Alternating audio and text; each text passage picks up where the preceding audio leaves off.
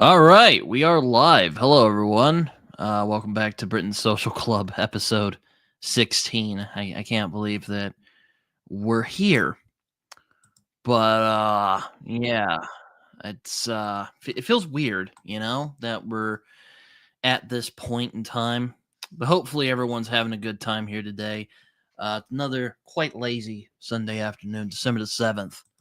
It's also the day that Japan attacked America. It was not fun. But what is fun is Britain's Social Club. So, yeah, welcome back to the show. Hope everyone's doing well. So, yeah, just gonna.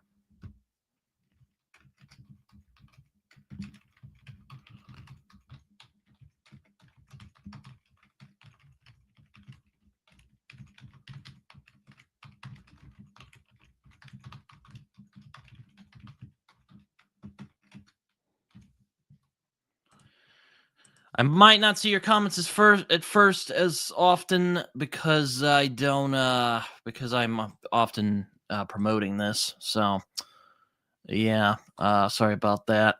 But don't worry. It'll be fine.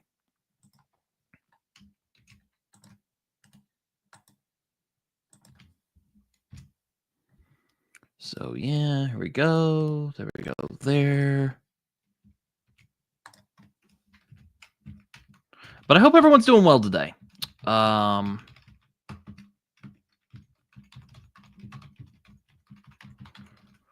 yeah, hopefully everyone's doing well today. Not really much is going on here. Just got back from church though, which was nice. So yeah, there we go on that. But hopefully everyone's doing good. I mean, I'm doing pretty good at the moment. About to graduate this upcoming Saturday, which I have a stream where I will be basically just hanging out for a while, and you guys will hang out with me, and it's gonna be a good time. At least I hope it will be. But yeah, I'm going to be graduating, and I wanted to celebrate the occasion doing something. So I decided to just do a stream where we hang out and go like, wow, I'm actually graduating college. I didn't think this day would actually come, believe it or not. Not that I thought I would drop out or anything, but just kind of surprised that we managed to get here. Couldn't have done it alone. Gotta thank my parents on that one. But I'll save that for the graduation stream. So yeah, hopefully everyone is doing well. How you guys doing? What you guys reading at the moment?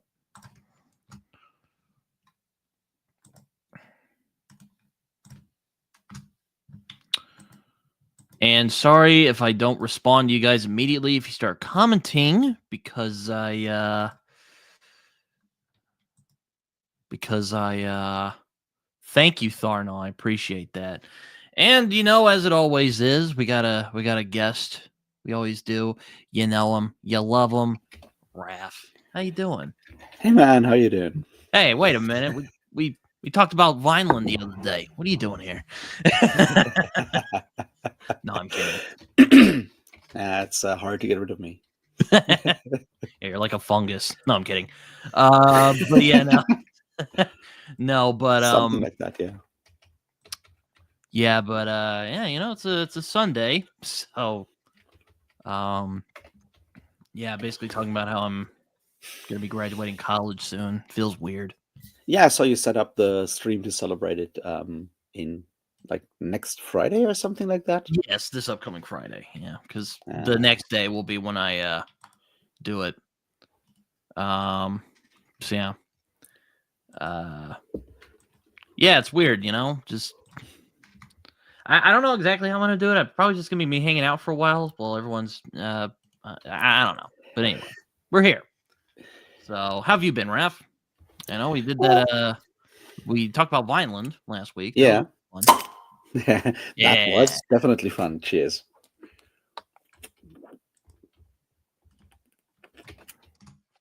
It's been a productive week. I read more books than I thought I would. I finished The Butcher of the Forest yesterday. Before that, I read 10 Incarnations of...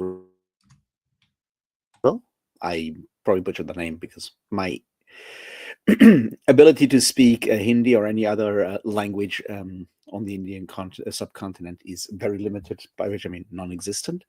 And because that's so much fun, I did start reading River of Gods by Ian MacDonald today, or rereading it because I read it a long time ago. And you already have people hunting down rogue AIs. Oh, that's kind of sounds like Blade Runner. Or doing your Stream of Electric Sheep, you know, the original novel. Yeah, there's certainly something to that. The AIs in River of Gods are, however, not exactly, you know, replicants or whatever you want to call them, that or androids that are human shaped or anything of the sort. It's just AI software that controls things and still needs to be killed from time to time with an EM pulse, logically. Yep. Demadrek, how you doing? John's here, and Ori's like, "You're killing me with all these streams." I know it's bad, but what are you gonna do? Also, are you have you started Karlmas yet? Nope. Karlmas is going to happen between Christmas and Epiphany, which is, you know, those 12 nights of Christmas, which start at Christmas and go all the way to the 6th of January, which is Epiphany, which you may not know because you're not a Catholic. I will say, yeah. Yeah, I was going to say, I don't know Heretic. what that is. 6th of January is called Epiphany. That's technically when supposedly the three wise men show up and so forth in Catholic tradition, I guess. So that's but Epiphany means that like everyone finally realized that kid was in fact supposedly Messiah. Because you know that's why it's called Epiphany, because everyone had an epiphany, I guess. Fascinating man Philip K. Dick was. As a matter of fact, he had like a weird religious experience or a nervous breakdown if you're a hardline secularist, where he thought that he talked to God basically, and wrote a whole trilogy about it. It's quite fascinating. Yeah. No, definitely the whole thing that ended up in the I still need to read that book. It's so massive, the exegesis of Philip K. Dick. Yeah, you know, it's interesting, you know, because Philip K. Dick is, you know, he's such a fascinating figure. At least for me, he is. I'm honestly surprised he didn't start a religion. Seems like the type who might have, but no, I guess he had more scruples than L. Ron Hubbard. Both more scruples, and I think he was way more introverted in a way. Yeah, that too. Yeah. And Hubbard was everything but introverted. He was a massive extrovert all the time. It's like that's what I learned from reading the biography Barefaced Messiah, which I highly recommend. You'll learn a lot of really weird shit. About I wonder if the author got harassed by Scientology. Oh yeah, you know? Definitely. Oh yes, the author writes about that in like the preface and the afterword.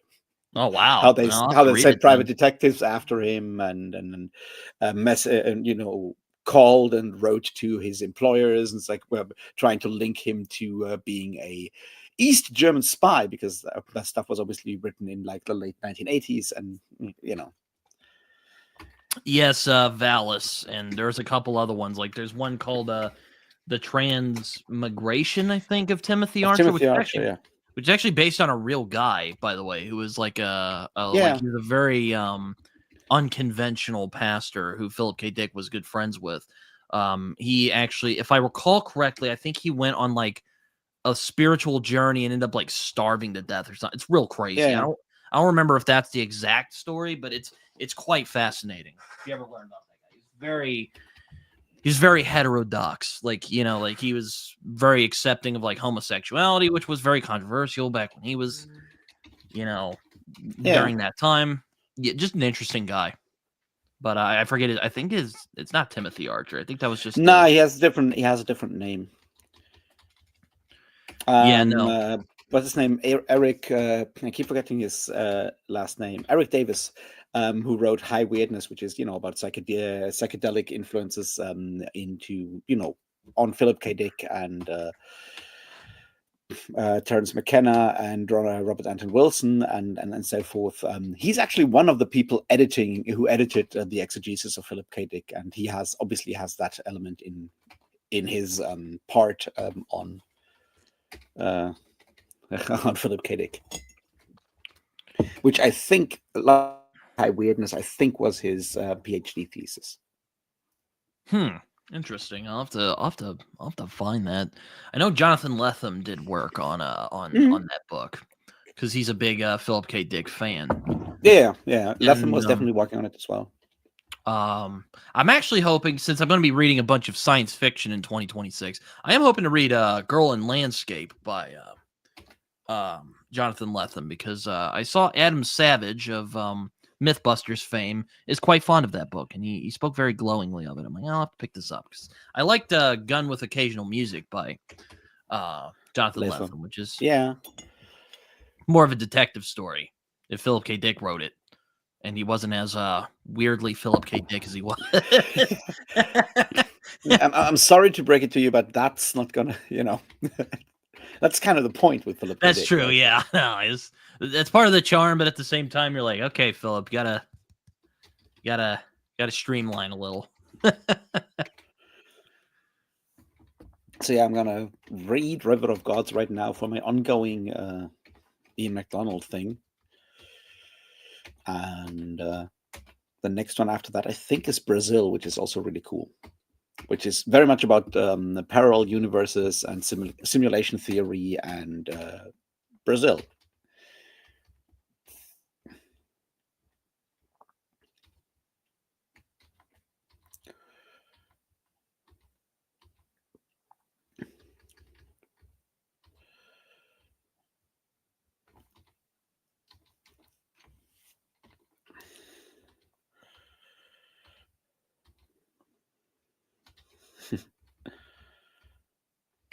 There's so many Philip K. Dick books. Incredible how prolific that man was.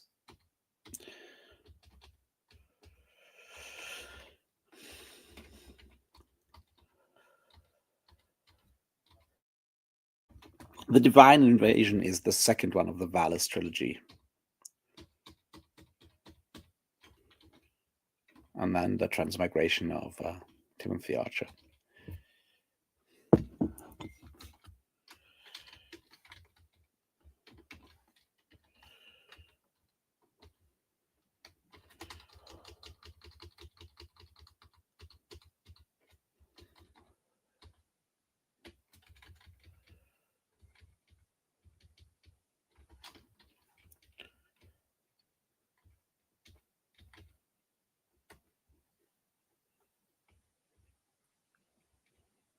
Can you guys hear me now? Yes, I can hear you now. Oh, hold on. Okay. Hopefully, you guys can hear me now. Can you hear me, Raf? Yes, I can hear you again. Okay, good. You are back. I don't know what happened. That was weird. But Tharnell asked, what SF do I want to read next year? Well, there's a couple. I'm sure Raf will be very pleased to hear this. I would like to try Light Brigade by Cameron Hurley, because Raf That's a really good one. And I'm like, that sounds awesome. Have you read Starship Troopers? Yes. Okay. It's been a long time. It does very much. Yeah, it does sort of riff on Starship Troopers. I'm hoping to read The Star's My Destination by Alfred Bester. That's a really good one. I'm hoping to start the Mars trilogy by Kim Stanley Robinson. Some of Adrian Tchaikovsky's stuff, his more standalone sci-fi work. I'm hoping to read some of that, because a lot of people are like, "Oh, Tchaikovsky." I'm like, you know what? Next year's a good enough time to try Tchaikovsky, so I'll be doing that. And there's some others I can't think of at the moment. Maybe a Philip K. Dick book. I'm not sure what Philip K. Dick book I want to read next, but maybe I'll try and sneak a PKD book in there somewhere. We'll see. I mean, they're all relatively short, so it's pretty easy to just like grab one and go, okay, today I feel like flow my tears, the policeman said. I'm thinking either that one or the three stigmata of Palmer Eldritch, but I'm like, that seems kind of wild. I don't know if I want to. I don't know if I want to. What else do Slow My I? Tears is really good. I really like that one.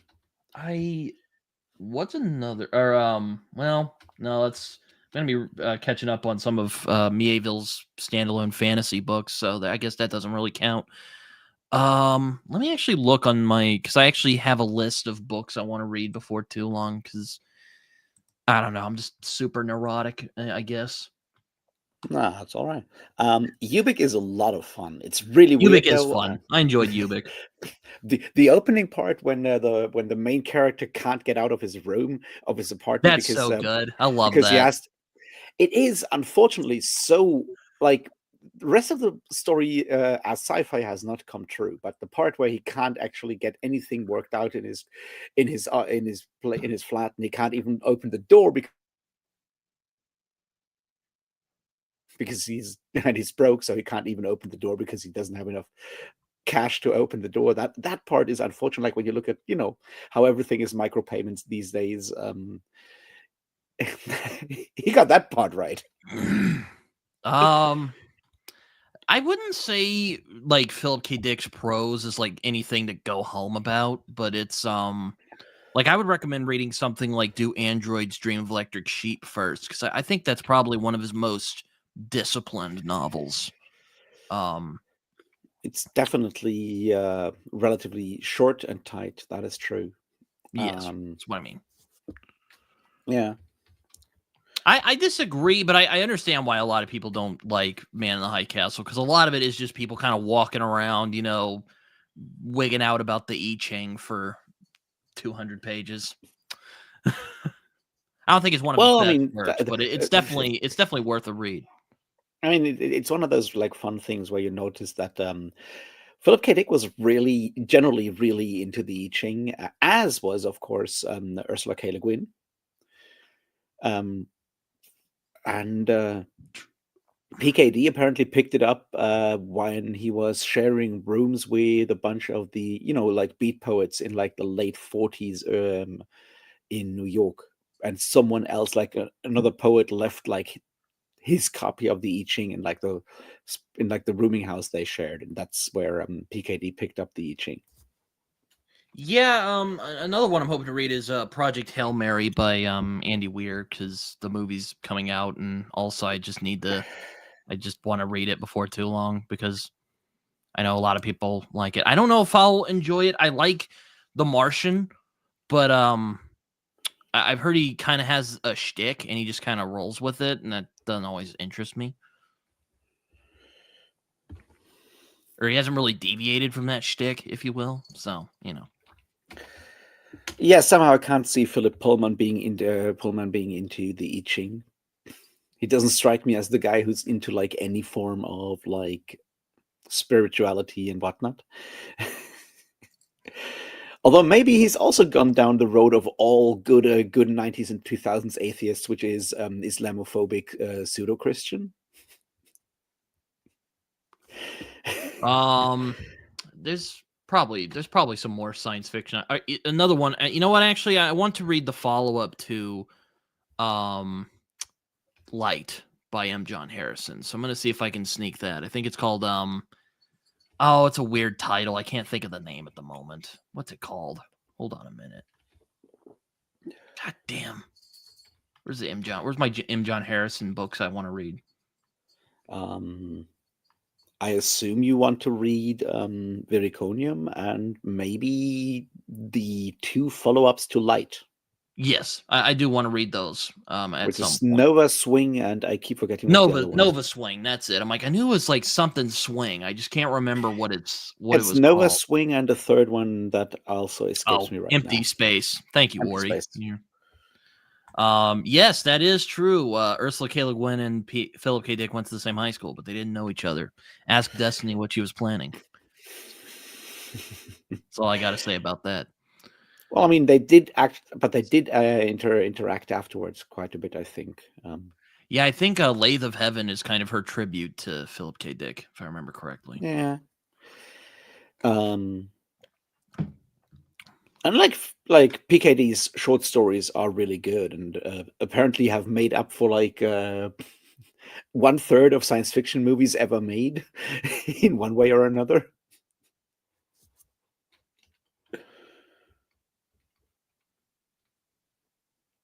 Okay, I haven't heard about the Claire North one. Have you read The Demolished Man? No, I have not. I've heard that one was the first Hugo winner.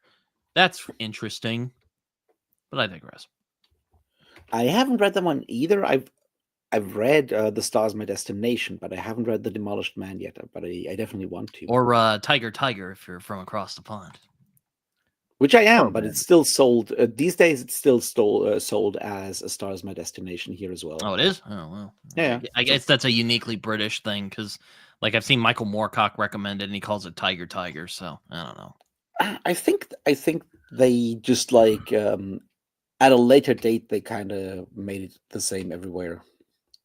Hey Ben, how you doing? I know. I'm sorry, Ori. I do see them. I just haven't read all of them.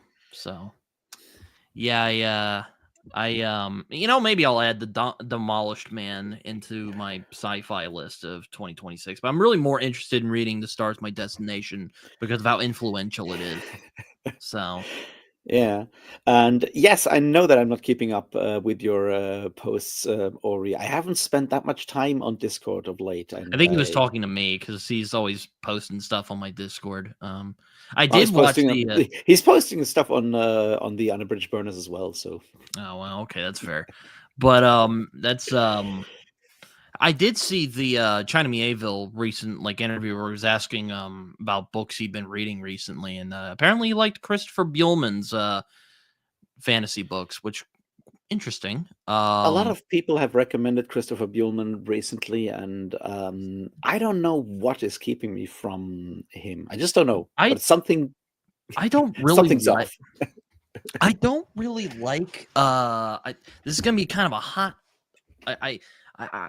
This is a bit of a hot take probably because a lot of people just love the Black Tongue Thief, but I just thought it was really bad, like Joe Abercrombie riff. It's like a really bad like Fafhrd and the Grey Mouser riff as written by Joe Abercrombie, but like the devil's level of like Joe Abercrombie.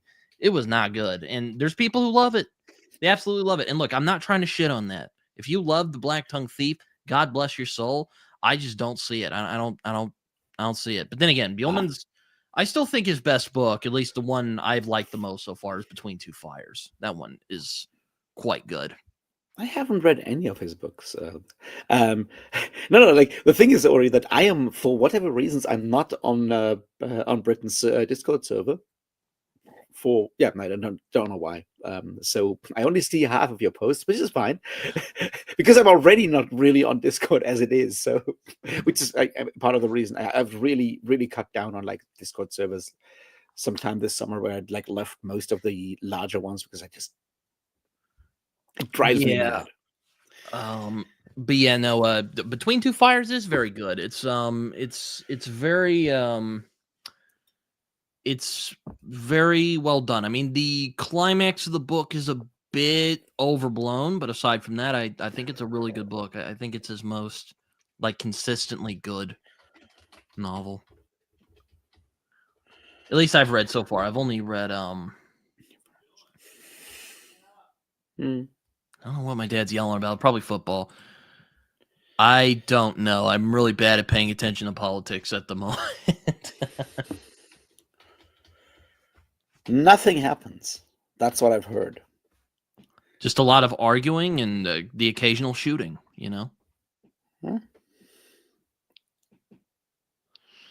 But yeah, no, I finished Pale Fire the other night, which that was a book that was written. That's that's all I'll say about that. And I was going to read Small Mercy. I was going to read some Small Mercies last night, but that got derailed because I was watching UFC with my family. But I am hoping to start tomorrow, The Great Win by Alan Moore, which I'm looking forward to because, big Alan Moore fan here. And Raph, you read it and you liked it, didn't you? Yeah. I think I did see I a bit of your did video. very much like it. Yes.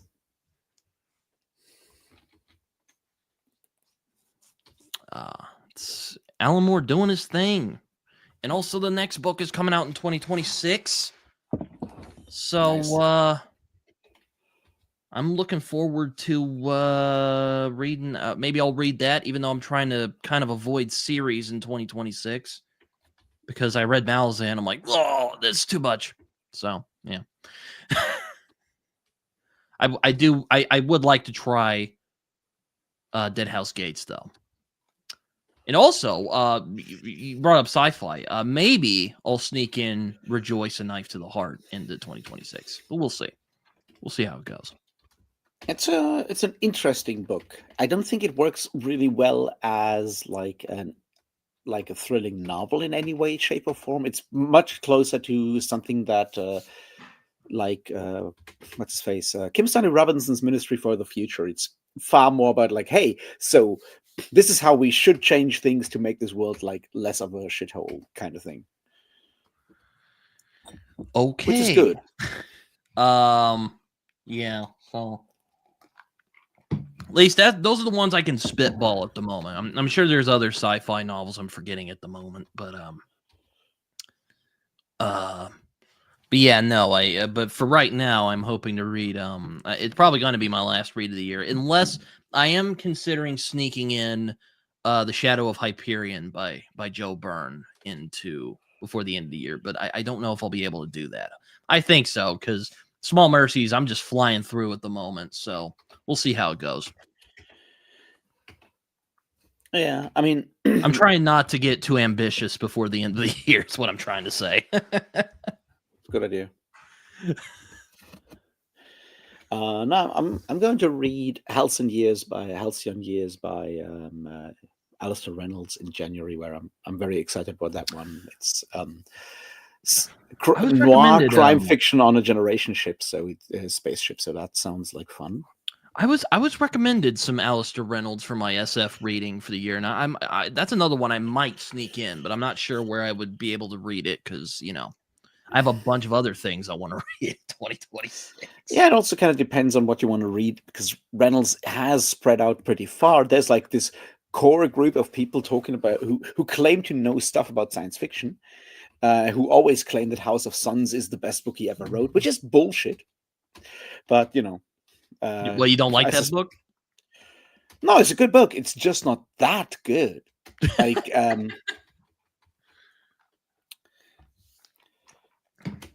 I feel like the thing is that people claiming that House of Suns is the best book that Alistair Reynolds has ever written have not read all of like the novels that Alistair Reynolds has written.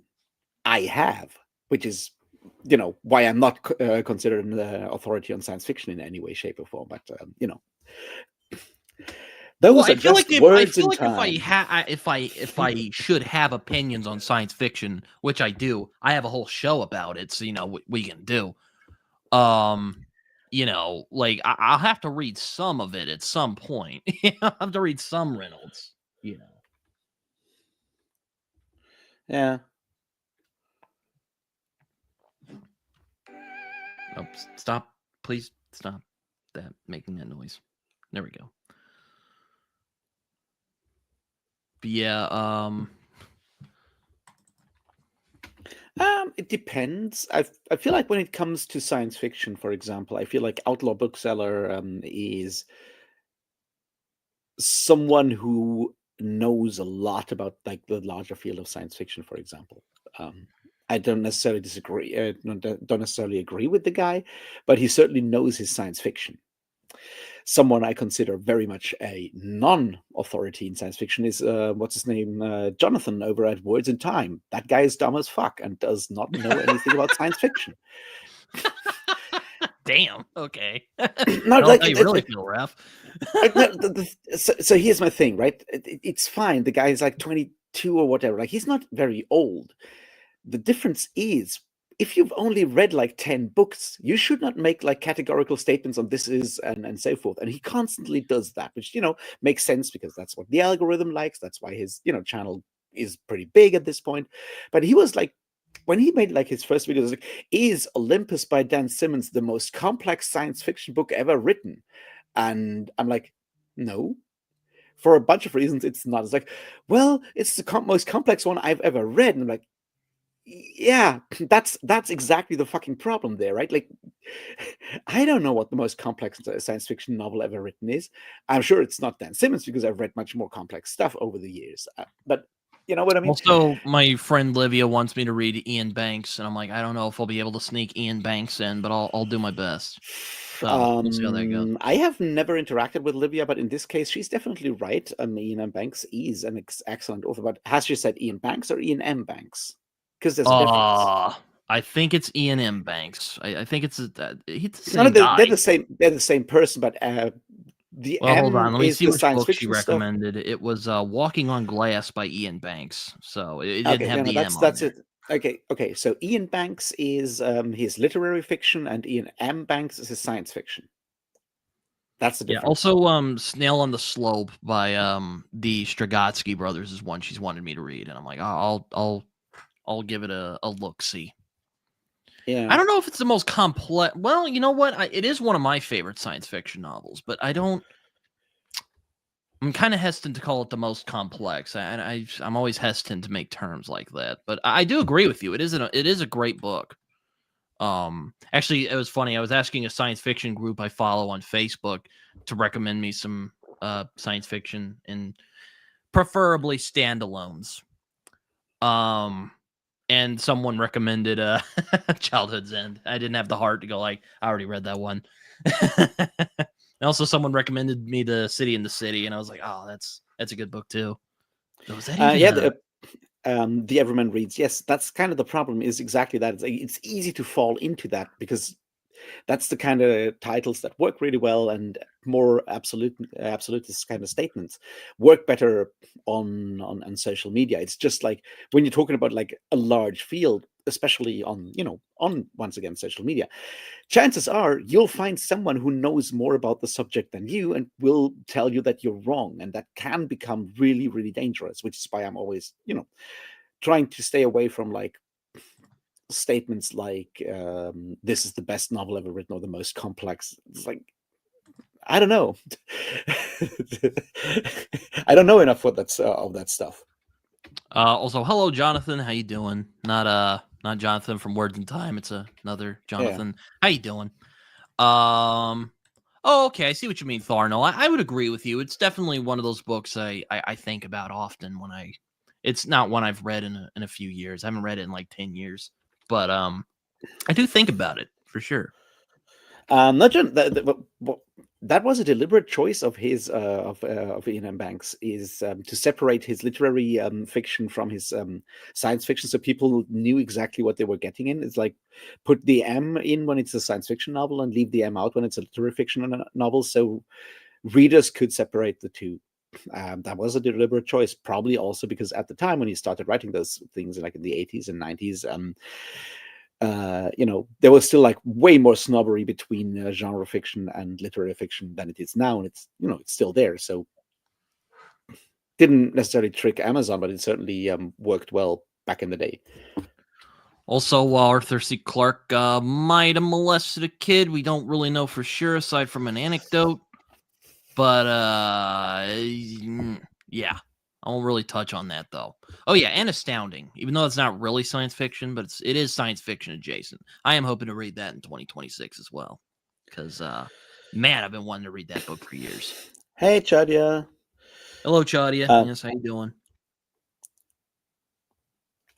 Yeah, that's the other point, audience. It's very difficult to explain what is a complex book, but his argument was, well, it's really big, and it has Greek mythology in it, and I'm like, that's not complex by any stretch of the imagination. That is not complex. And dropping in a bunch of Shakespeare references is still not complex, because Shakespeare. Well, I mean, I don't think Hyperion is completely without merit. I think there's some really interesting exploration into AI and like how the world, how religion and culture kind of moves along with the future in Hyperion. I thought that was really well done, but yeah, I mean, I'm kind of on the fence of, yeah, I don't really know what's so impressive about this. So I do empathize with your maybe not your venomous dislike of Dan Simmons, so I can totally understand it.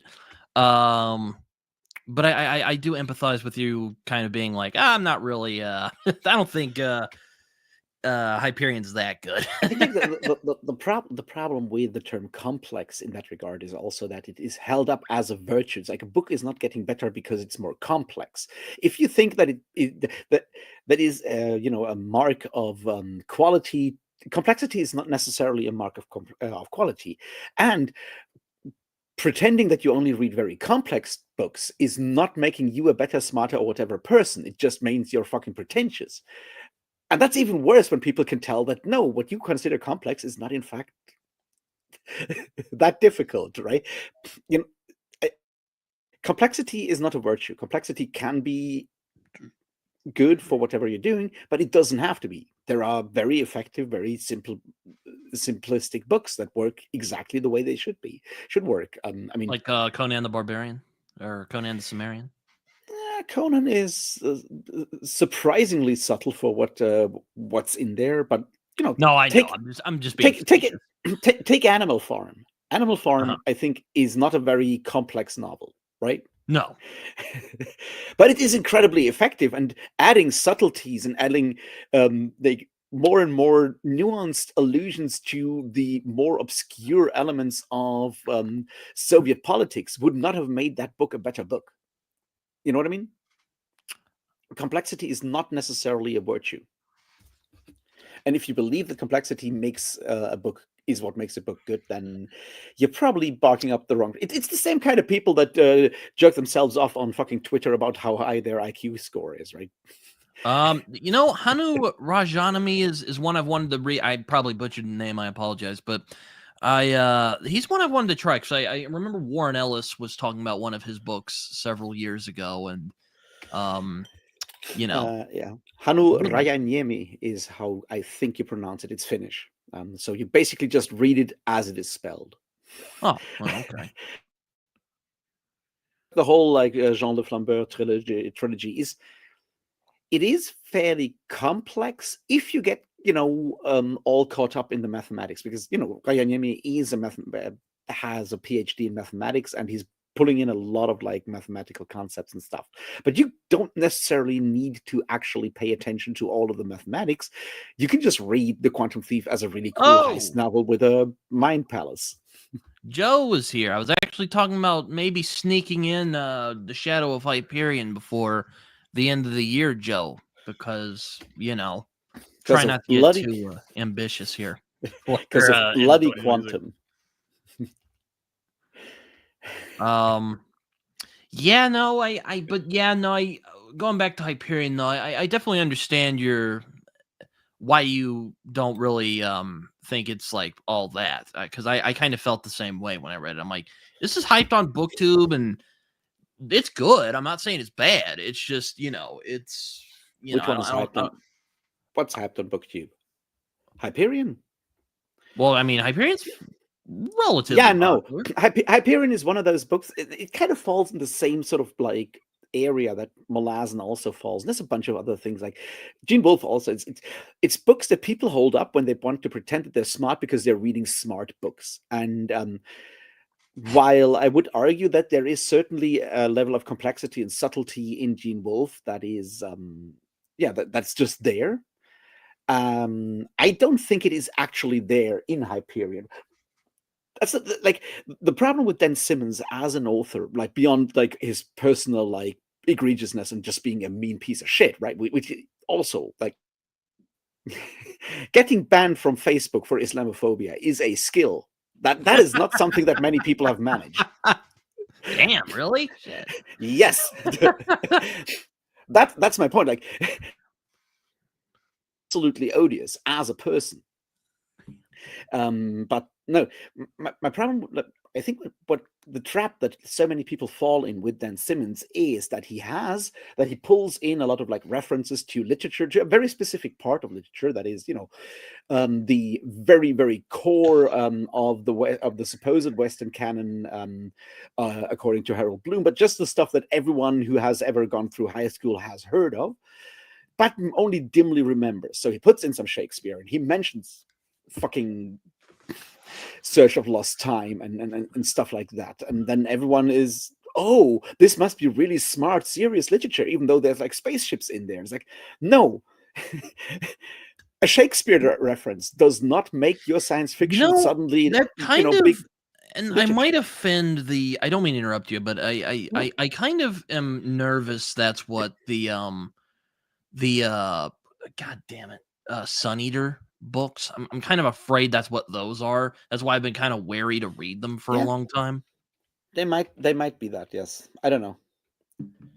But I mean, we'll see. I hope not. I want them. I want to like these books, ladies and gentlemen, and other people, because we're not homophobic on this channel.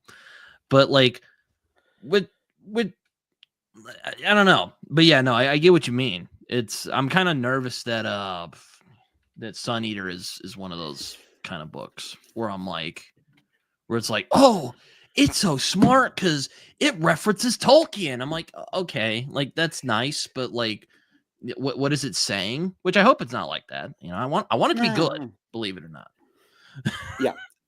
Which is why I thought, which is why I kind of thought you might not, you might be more hesitant to read it. I felt you might kind of write it off like that. I don't know, but just knowing you, I'm not sure. I've just stayed away from Sun Eater for now because I wanted to wait until it's finished, and now it is finished. I know, but now it takes some time until I have time to read the whole thing.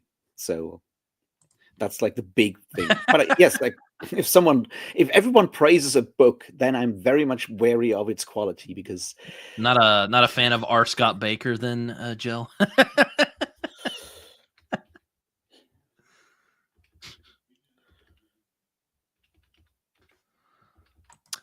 Yeah, no, it's yeah, R. Scott Baker is exactly that problem. And I know there's good bits in R. Scott Baker. And I have looked at his like actual philosophy papers. They're on academia.edu, so you can actually read them if you want to. And did he? He doesn't seem like the type who would vote for Trump, but I don't know. I mean, he does seem like he's a bit more conservative in temperament, which like nothing wrong with that. Who is supposedly voted for Trump? Oh, he's saying Christopher Rocchio, but John said it was a joke, so we'll see. He doesn't know who Chris voted for. Now he does seem a bit more conservative in temperament, but I don't think he's like a MAGA guy. But you never know. I mean, at the end of the day, I don't care what someone voted. I can't double check that. It's not my problem. If you are very much speaking about, if you are doing the kind of political posts that someone like Dan Simmons has done, then I know, even if Dan Simmons would vote for the most leftist person in the world, as long as he is this Islamophobic, misogynistic, and homophobic, I don't think he's any of that. So I don't think Rocchio. I don't think Rocchio is any of that. No, no. I mean, Dan Simmons is just fucking wild. I don't know what. Then again, I haven't read Flashback. Don't want to because I watched your video, Raph, and I've seen some other reviews of it, and it sounds really bad. So it is really bad. Either it's some thing he genuinely believes might happen, or it's just a master level troll job, which I think it's the former from all accounts. But we'll see. The thing is, he was going like, no, this is just fiction. This is not politics. I'm like, look, this is very much politics. If your plotline is, well, Obama bowed down to Putin, and that's why America is fucked. I'm like, A, this has aged incredibly well. B, no, this is clearly a political statement. If your story is about how climate change is a hoax perpetuated the leftist academia by leftist academia, that is a clear statement at that point. No, he's just not a very interesting author after a while because he doesn't actually have that much to say in the long run. he's good at like coming up with like really flashy sort of like world building bits and pieces and stuff, but there's like very little underneath that isn't just a very, very basic sort of like reactionary disgruntlement, basically. I've wanted to make a video about this, but I don't really know what angle I would take with this. But there is sort of a kind of reactionary element on maybe not book two, but just in fandom in general. Which I find kind of fast. Joe and I kind of touched on that a little bit when we were talking about superheroes some months back. But I think it's also in speculative fiction in general.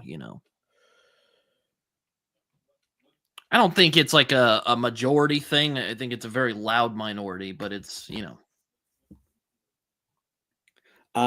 I mean, I feel like Hyperion is totally fine.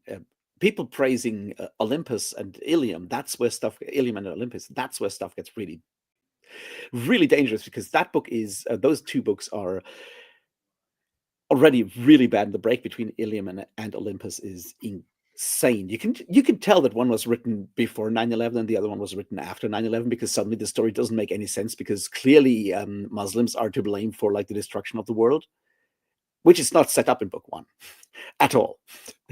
There's not even a mention. There's not even a mention of Islam before book two, but suddenly it's a crashed spaceship full of like quantum nuclear weapons that needs to be that was brought there by Islamic terrorists. And I'm like, yeah, master storyteller, Dad fucking Simmons. I'll be right back. I'm gonna get I've entertained the masses, Raph, while we're yeah. Be right back though. So just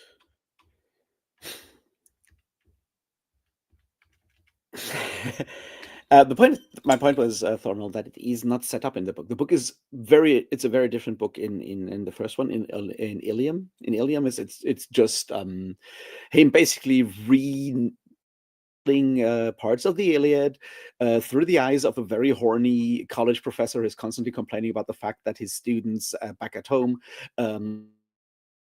all want to learn about gender and stuff, which is already bad. And all he wants is to fuck Helen of Troy, which he obviously does, because this is also about wish fulfillment. And then suddenly in book two, it's about saving the earth from Islamic terrorists. And yes, one of them was published before 9/11, and one was published after 9/11. And, that's just like really bad storytelling.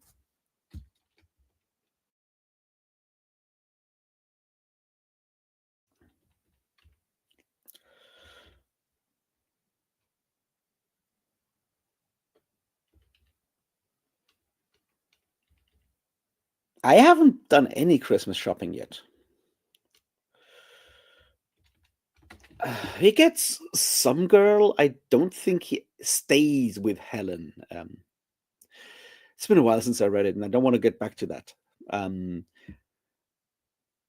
I think he starts like a free market, a new free market anarchist, anarcho-capitalist state on the earth, which makes everyone much more happy. And he now brews beer and runs the place. I think that's it ends basically with, well, now that we have like free market and actual capitalism back again on this earth, now everything is going to be all right, which I don't know. It just feels so ridiculously stupid in the context of like, this is like millennia in the future. Like we're not talking about, in a century. We're talking about thousands and thousands of years in the future. And after everything has been solved, all the problems have been solved, suddenly Islamic terrorists show up, and now we need to reestablish a free market capitalism. It's like, come on.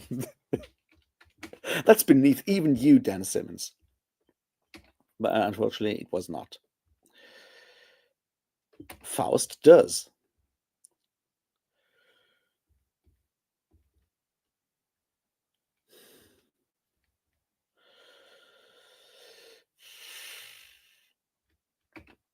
I don't know.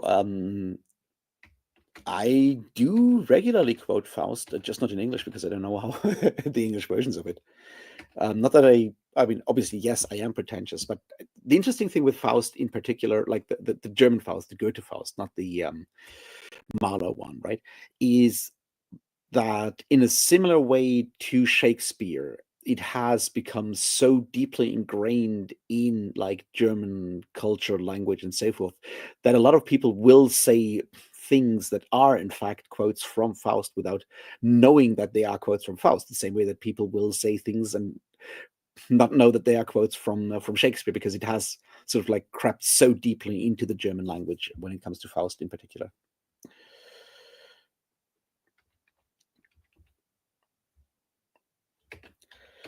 Eric is actually a lot of fun.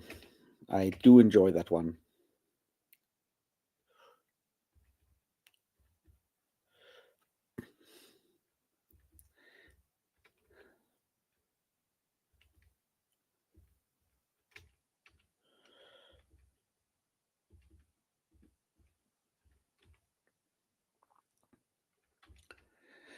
I don't think that hippies will quote Jung. I don't consider Jordan Peterson a hippie, and he's certainly big on the Jung train at this point. But yeah. All right, I'm back. Sorry about that. No Hope worries. everyone's doing well. Be like, oh, what's this guy doing? No, yeah. But what were you talking about, Raph? Hey, Matt. Yeah, I'm all right so far. I've been reading a lot of books. We were talking about Faust and why pretentious people rarely quote Faust. And I explained that Faust has a similar sort of like a similar status in German language that Shakespeare has in the English language, that a lot of people in German, when just I like find a lot of speaking pretentious German. people also quote Nietzsche. So I mean, I there's don't that think as well. pretentious people quote Nietzsche. If you want to be pretentious, you quote fucking Kant or Schopenhauer, or maybe if you want to be really pretentious, you go and quote your. There's enough stuff out there, but like Nietzsche, not so much. I mean, beyond the whole like God is dead, very few people quote a lot of Nietzsche these days. No, but like my point is that Faust is very much like Shakespeare, something that where people will just like say things that have become like general like German language usage in a lot of ways, like sayings and stuff. For example, a general like sort of metaphor, not a metaphor, like a turn of phrase that people still use in German is des Pudels Kern, which means the core of the poodle. Because in Goethe's Faust, Mephisto first appears in the shape of a dog, well, a poodle. And Faust then discovers the actual core of the poodle, which is the demon. So a lot of the poodle's core has become a sort of a generally German turn of phrase for the actual, like the heart of the matter, basically. For example, and a lot of people will say that without knowing that it comes from Goethe's Faust, and there's a bunch of those. Another one is a Gretchenfrage, which is, of course, Margaret. That's Faust's girl that Faust really wants in Faust 1. That he seduces and who kills herself and all that kind of stuff. When she meets him for the first time, she asks him about his religion, which is, she asks like, "Wie hältst du's mit der Religion?" How do you hold it with religion? And well, obviously he, lawyers around it because he's hanging out with the demon, so clearly he not up to to medieval German standards of religiosity. But when it comes to these sort of like yes or no hardcore sort of like questions of faith, whether it's religious faith or like any other, deciding between say two football clubs or whatever, these sort of like yes or no highly consequential like questions, dilemmas, are in German just called Gretchenfrage because of, once again, because of Faust having such a massive meaning and such a massive cultural impact in German language and culture.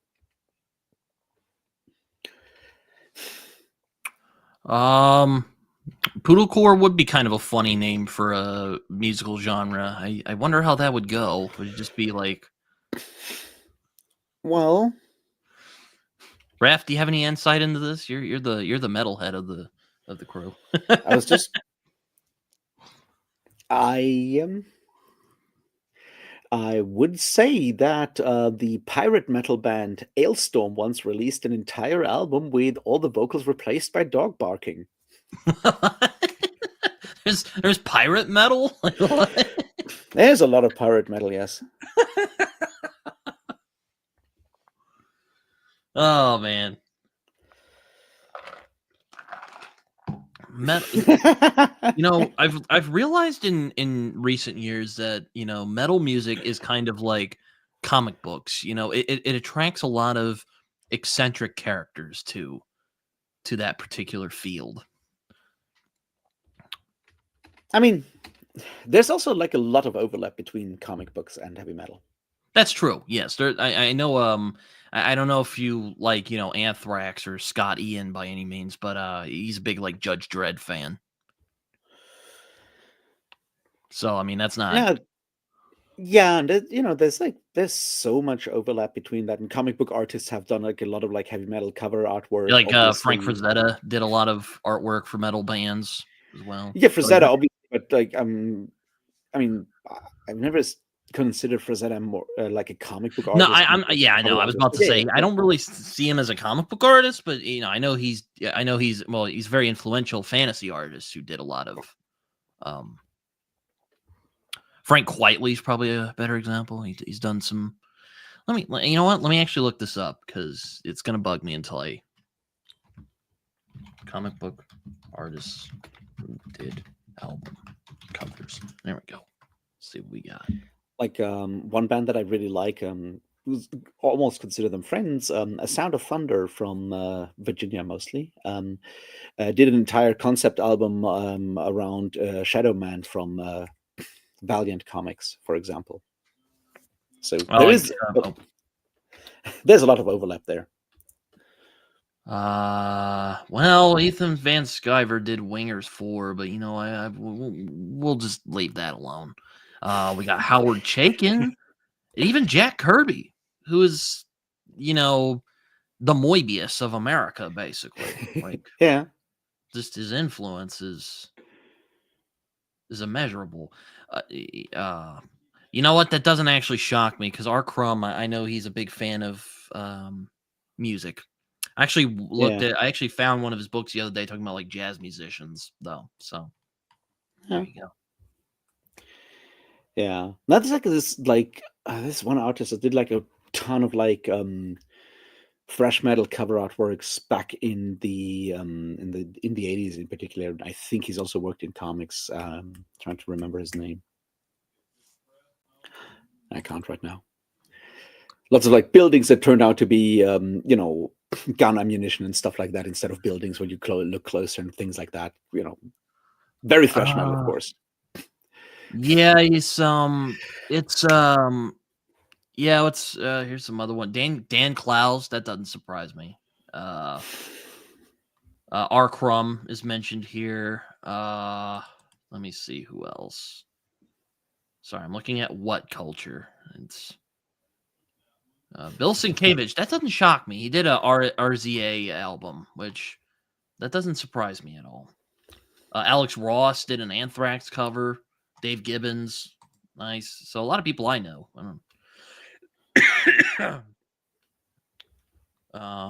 Yes, that's right. Grant Morrison and Frank Whiteley did the Robbie Williams. That's right. Dave McKean. So yeah, a lot of people have done work on albums. Michael Whelan did a lot of like his. Obviously, Sirith Ungol have used all of Michael Whelan's Elric art for like years and years and years, and he's done like quite a bit of that kind of stuff.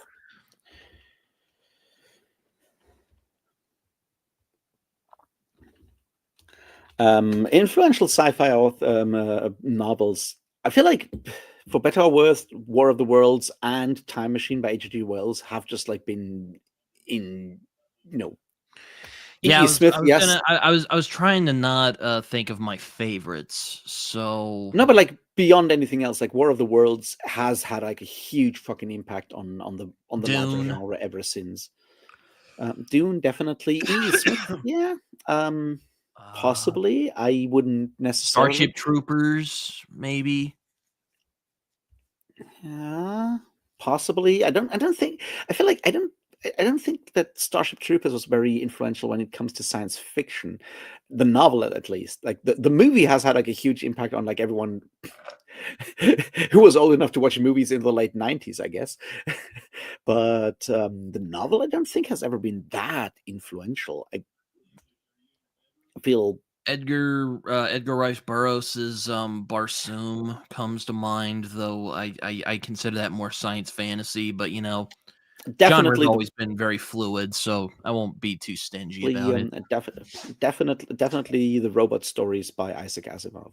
That as I'm not well. saying they're good. I'm not saying they're good, but they have had like a massive impact on it. I Like, like iRobot. At least the first collection I read I quite enjoyed. I'm not saying they're bad. I'm just like saying they're like not exactly, they're not even the best things that Asimov has ever written, right?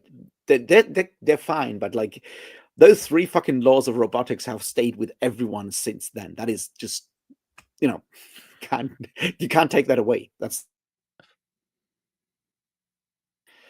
um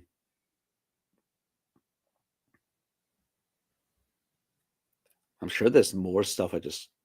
I'm really bad at doing this like what has been influential kind of thing. Because you read a novel and you can see sort of like you can tease out where its influences come from. If you do that enough, then you can see, a larger thing. I wish more people. Oh yeah, Harry Harrison, of course. Fucking make room, make room.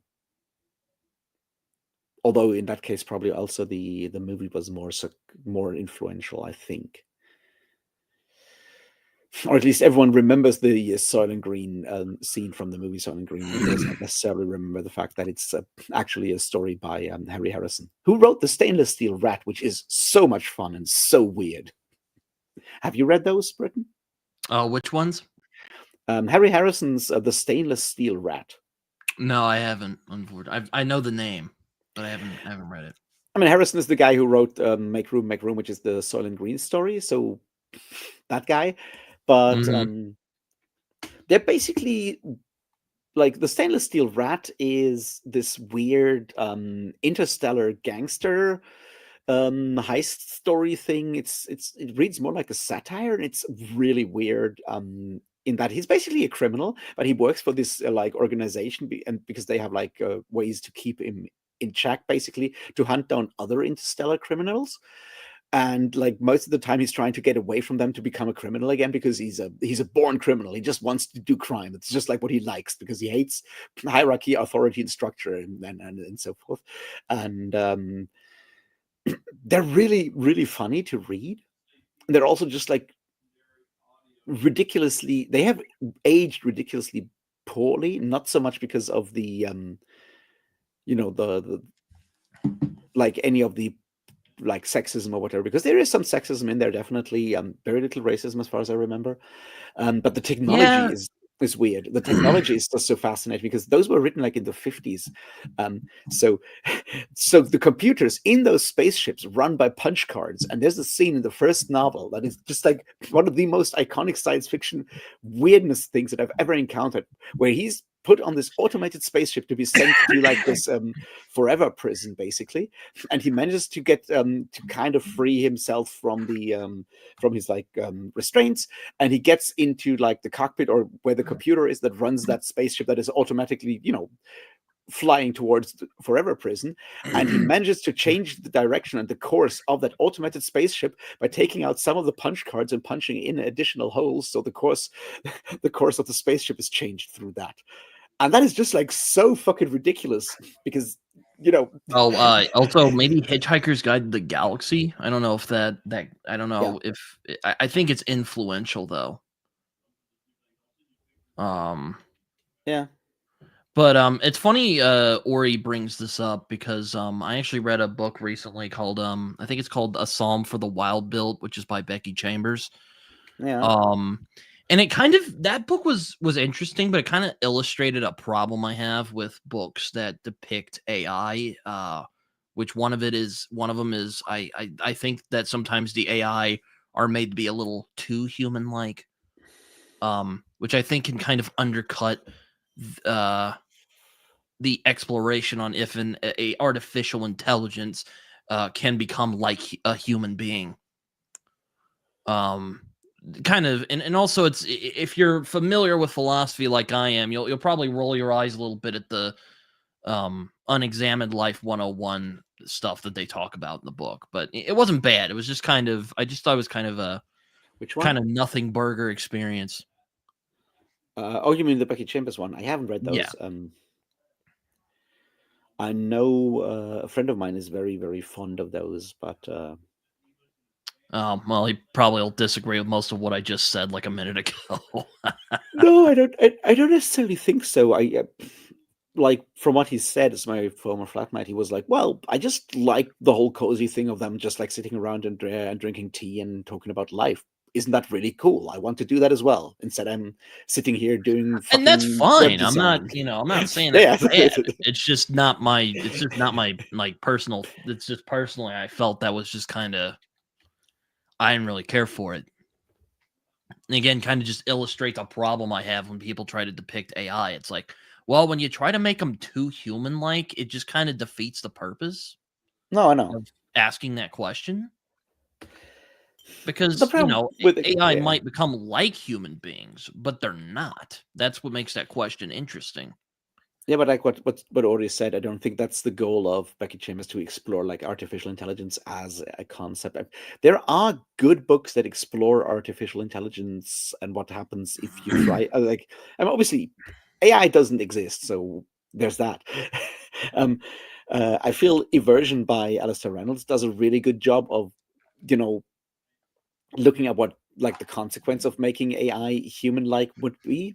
I really appreciated the way he looked at that. Which book is this? I'll have to add this. Eversion by Alistair Reynolds. It's a relatively short one, and it's Ooh, more like wow, okay, I'll have to add adventure-y that one. kind of It sounds story. right up my alley. Yeah, it starts on an Arctic exploration in the 19th century, on a ship, sailing Oh, ship, wow, okay. and stuff. Very Pretty cool. Lovecraftian from the sounds of it. It is certainly somewhat Lovecraftian. In fact, there's a speaking of very Lovecraftian polar expeditions, that's one of the opening parts of Against the Day by Thomas Pynchon. Also starts with that as a deliberate sort of like thing about Lovecraft. It gets very Lovecraftian because they find something in the ice around Greenland and they bring it back, and that leads to the large fire in, I think, Boston. Yeah, the Boston fire. I think it's the Boston fire. I keep forgetting it, but I think it was the Boston Again, Ori, fire. I agree with you. I just feel like that, again, it's probably just me saying, like, this is just my personal opinion. I personally just couldn't really jive with it because it was just kind of, not because it was saccharine. Like, that was fine. I like the atmosphere of it. I just don't think what she was doing was that interesting. I mean, that's why I don't read cozy books in any, and I mean they're kind of cozy in I guess. I mean, they're solar punk, and I like the idea of having utopias that are actually just utopias. Like, hey, look, nice places exist. I appreciate that. It's just not something I'm interested in, which is why I'm not reading it. It's like, yeah, well, if I ever feel the need for that, I know where to find it. Until then, I'll just read stuff that makes me angry. Oh, but why do you do that, Al? Or why do you do that, Raph? Anger is the thing that keeps me going. Oh, eversion. Okay, well, I'll have to. Eversion, yes, it's a mathematical term because Alistair Reynolds, I'll as have a to add sci-fi that. That author. sounds really interesting. Hmm? But yeah, no, I just kind of was let down a bit by because again, I think what makes the idea of if an AI can become human is that AI is artificial, which people have had ideas on that, like Isaac Asimov and Philip K. Dick and Arthur C. Clarke. You can move, I could go on. That's I mean, obviously, I have thoughts on the idea of artificial intelligence.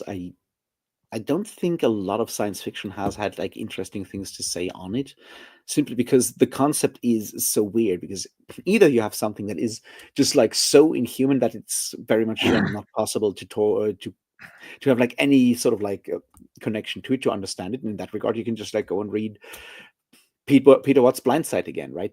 That's the one direction you can take this. And the other one is basically, what if we create something that we have created that is also very human? And at that point, you're just creating, you're just creating slaves. That's like the end point of that. It's like, as soon as you create a technology that is conscious and has human-like feelings and free will, but still has to do the things that humans force it to do, you've just created slaves. And and that is an interesting question, especially when you look at Silicon Valley right now. But it doesn't necessarily make for a lot of interesting stories after a while. So AI stories very rarely that interesting. I guess I just feel the opposite. I'm just kind of fascinated if artificial life can become like humans. That's just a question that really interests me. As someone who's read a lot of books on artificial intelligence over the last half a year or so, and then I who did actually work on artificial neural networks when I did my my master's in computer science. It's not going to happen anytime soon, at least. Is it theoretically possible? Who knows? But the big problem is that we still don't know how humans work. So we don't know how it's human the thing that intelligence annoys works. me about this AI, this current AI debate. It's not fucking AI. It's still a machine carrying out a function. It can't choose anything. Like it can't make like an actual choice like humans can. I remember I was talking about this with Ida the other day, or this was a few months ago, because Matt recommended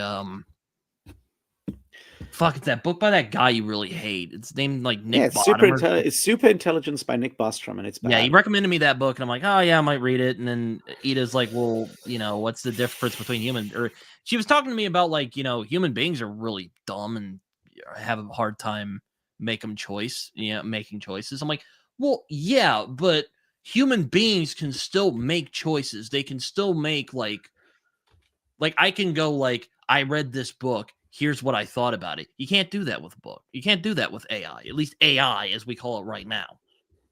You can ask it a question and it'll give you like stuff that it's found on the internet and it can give it back to you. It's not conscious. It's not sentient is what I'm saying. So it's not technically AI, at least how I view it anyway. That's just something I feel like. Oh God, I don't want to get into that argument, but I'm just saying, like, we're sentient. We understand at least, like, I am a human being, like I get this. But yeah, and that's where stuff gets really interesting. If you want to go why the fucking paranoia about it from all these fucking older people, excuse me, is just so annoying to me. It's like, it's not the Matrix. We haven't gotten that yet. I don't know if we'll ever get to that point because I don't know if machines can ever discover sentience. That would be, if it ever happens, I would be very surprised. So I guess what I'm saying is people's ignorance about things pisses me off a bit. Irritates me quite a bit. I mean, to be fair, in this regard, the current AI bubble is very much held up by dickheads like Sam Altman, Elon Musk, and so forth, constantly going on in front of every microphone that they get, talking about the idea that yes, artificial intelligence will be more intelligent and smarter than humans. Because that's what they do for marketing, because they need to keep that fear alive, because if it's the most dangerous technology, then clearly... That's the thing. I don't think that's possible. I don't know if that's ever going to be possible. Yeah, that's out of the question. My point is that people who are not, studying computer science or anything of the sorts, if all I'm not an expert in computer science, by the way. I'm just going off of, philosophy that I've read and learned. Yeah, but like if my point was that you said like that you're annoyed by older people fearing that. It's like, well, if all you hear is the CEO of the most of the largest, most valuable, most powerful, whatever, supposedly most advanced AI companies constantly talking about how this stuff will be smarter than humans within the next 5 years, I feel those people can be forgiven for believing him, because he's like, the one who's supposed to know that. Really intelligent, smart people like Philip Chase and AP Canavan were falling into this trap. And I'm like, it's not fucking AI. It's just an advanced machine. Which I'm sure they understand that.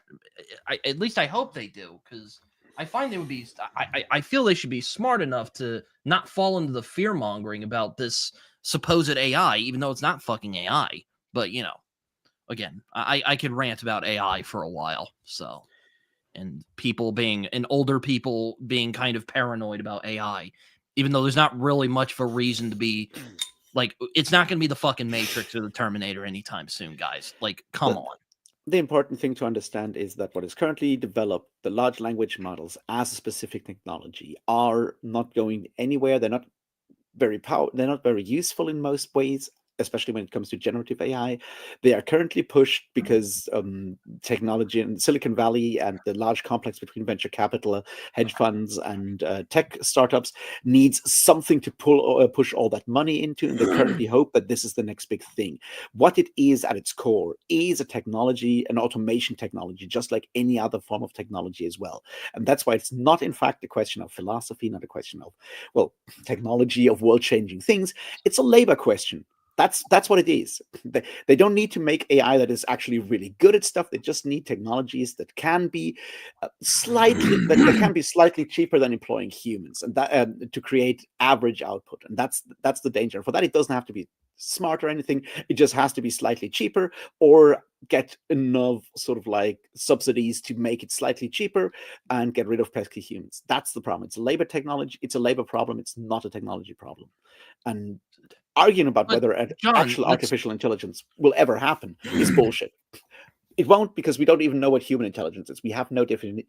There is no actual working definition for intelligence that everyone in, say, psychology has agreed on. But John, that's what I'm saying. It's not intelligent. It's just repeating information that's already on the internet. It's like, that's not intelligence, or at least I don't think that's what intelligence is. It's just, oh my God, I don't know. But again, it's just so fucking annoying seeing people, even people I respect, have fallen into this trap and going like, oh no, AI, and they're just like, but it's not fucking AI though. I mean, that's the funny thing that I feel like when everyone is like, why is AI? It's also annoying when I see like really smart people falling into this, because I'm like, you're smart, you should know better. Like, you know better than to fall into that. Like, I think like one problem there, however, Britton, is that it's very. Don't get me wrong, I still love Philip Chase. He's a great guy. He's someone I'm glad to call a friend, and AP Canavan is one of the smartest people I've ever met. But like, come on, guys. Like, look, I get they're teachers and they, are trying to be more vigilant about people using AI with stuff, to like cheat and whatever. That's my point. And that's totally like valid. I get that. But it's like, but again, it's not fucking AI, man. It's just frustrating. But that's the point. There are two things. The one side is like, people are using large language models right now to do a lot of really dumb things that cause harm to themselves and other people, and that's certainly why and where things that are currently marketed as AI are a huge problem and a danger, and that is separate from like any potential future dangers of super intelligence or whatever that Nick Bostrom jerks himself off on. That's a very different problem. That one we can safely ignore, because that's not going to happen anytime soon. And then there's, of course, the difference between the two forms that artificial neural networks can do, which is on the one hand, well, classification, and the other form is generation. And classification is the far more dangerous side of that. That's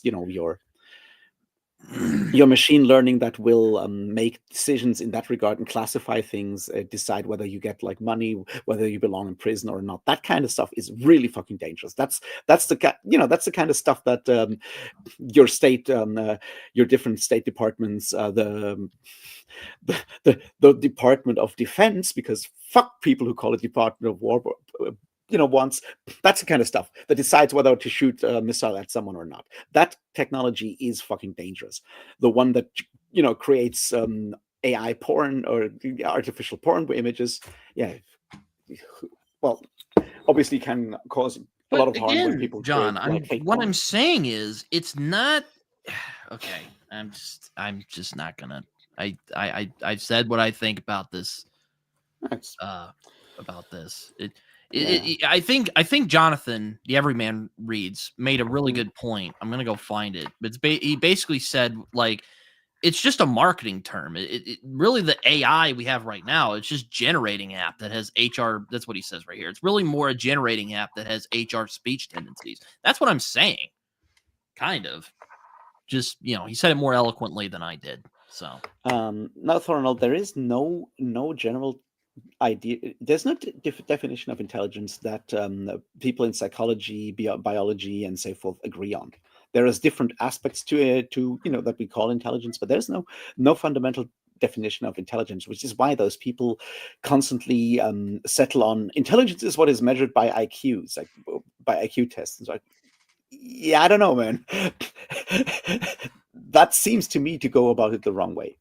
And actually, artificial intelligence is quite literally a marketing term. Jonathan's right there, because when what's his face, McCarthy, another McCarthy, never trust a McCarthy,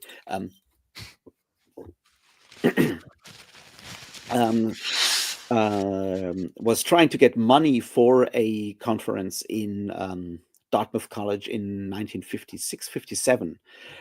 He didn't want to call it cybernetics because he didn't want to get Norbert Wiener invited because he was beefing with him, and he wanted to call it automata studies, and figured out that doesn't actually sound good enough to get actual funding. So he settled on the term artificial intelligence to get funding money to get the conference funded, and that's where the term artificial intelligence comes from someone trying to get money to fund his conference with, and it's been like that ever since. It's bad.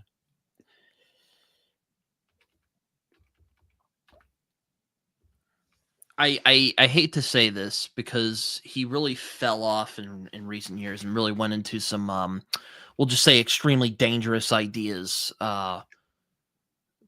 But I find at least my interpretation of how AI works actually comes from a really good video from a guy called Love, Life, and Anarchy. He went really crazy a few years ago, but before he went crazy, he made a really good video about the System Shock games where he explained what AI is and how it would actually become an AI. That's kind of the understanding. I felt his reasoning was pretty solid on that and really gave me the framework to understand how AI works. So, I should note. I mean, it's a large sort of like catch-all term, depending on what people are currently trying to solve. Like a couple of years ago, AI was machine learning stuff. A while before that, it was expert systems that just made decisions according to, actually hard-coded sort of decision trees. That was considered AI. A while before that, it was your perceptrons. It was a while ago. So AI is whatever is currently done by people who are trying to get, to automate stuff within computers. That's basically AI. And that changes from time to time. Right now, the thing that is, used is large language models, which use, basically have artificial neural networks underlying the whole thing. And also, as Jonathan that will also pointed change out, again. Yeah. it's like saying Google is intelligent. That's right. That's exactly what well, not exactly what I'm saying, but I think Jonathan and I agree on this.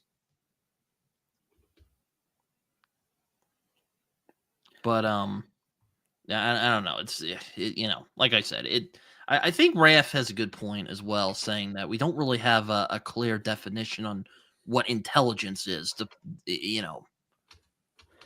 Yeah, Ben, you're right. Like the environmental costs are insane. Like there's two really good books on that. There's like Karen Howe's Empire of AI that came out earlier this year. It's really, really good. If you want to read a book on the current AI sort of like industry, written by someone who has studied computer science and has worked at the MIT Tech Review as a journalist for a long time, that's the book you go for. And there's an older one, it's called Atlas of AI by Kate Crawford, I think is her name.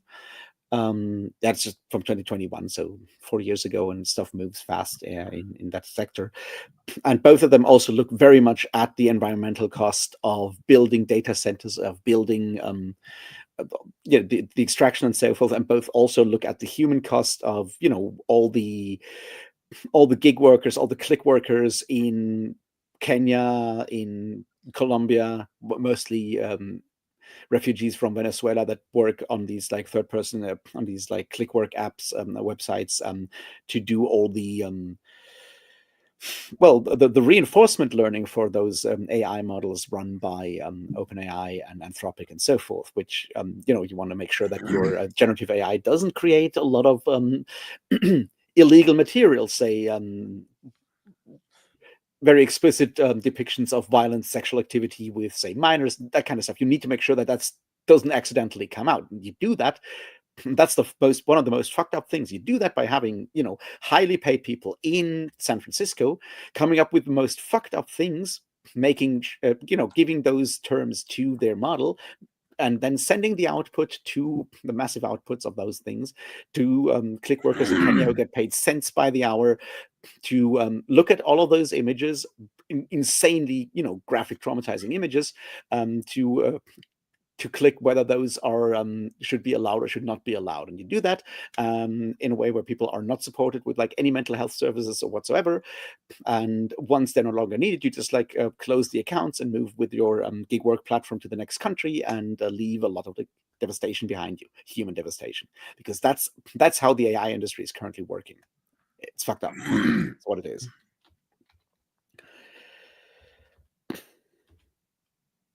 Yeah, no, I'll just put it this way. A lot of the discourse about AI just really irritates me because I find there's just a lot of I feel like people are just freaking out prematurely. Is how I'll sum it up. I'll just keep it there for the moment.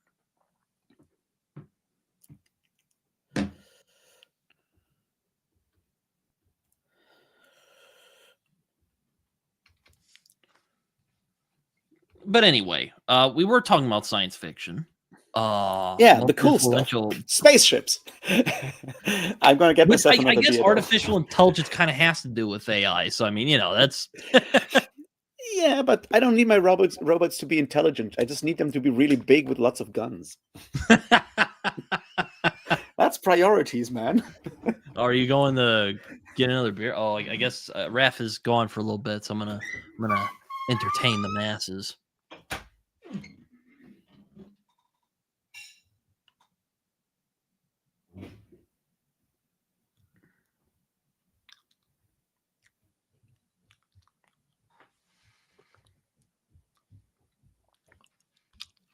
Oh Lord, now we're getting the Star Wars and.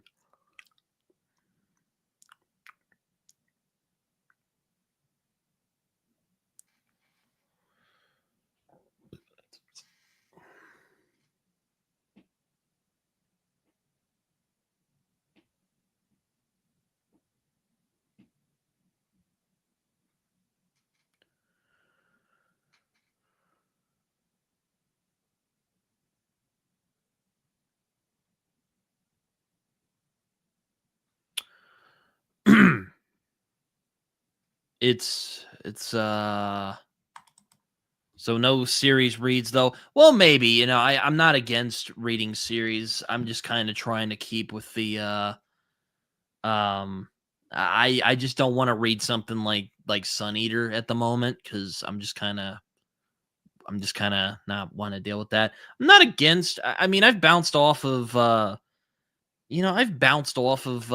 Gene Wolfe twice, so I don't know. I would like Book of the New Sun, but maybe I'll try it. I don't know. Probably not.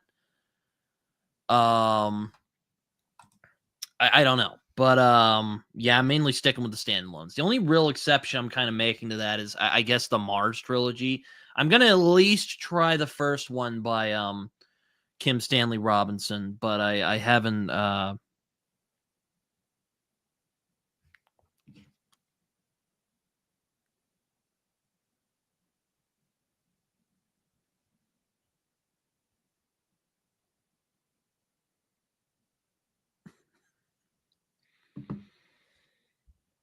but yeah, I'm sticking with standalones is what I'm saying. But I'm not against trying a series. I'm just, I just kind of.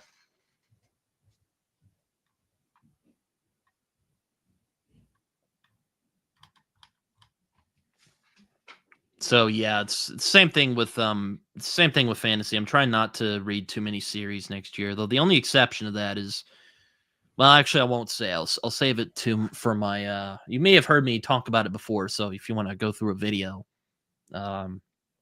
Probably find it, but I really liked. Yes, I'm gonna be sticking with mostly fantasy standalones next year because I read Gardens of the Moon and I was like, well, that was an experience, and I really don't want to commit to many big series at the moment. So yeah, standalones for me.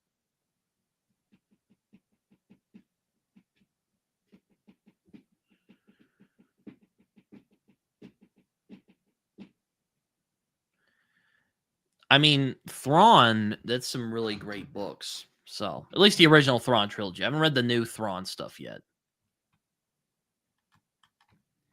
I am not against trying Dead House Gates. I did mention this earlier. I'm not against trying Dead House Gates. I'm just kind of dragging my feet a little bit because, again, taking a break from big series.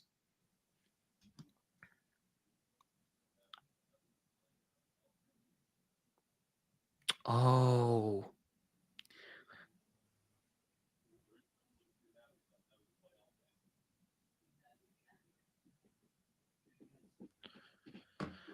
I mean, I like a lot of those series, like the Dark Tower. Well, I've only really read one of them all the way through and really enjoy it, and that's the Dark Tower. I know that Raph doesn't like it because Raph doesn't really care for Stephen King, but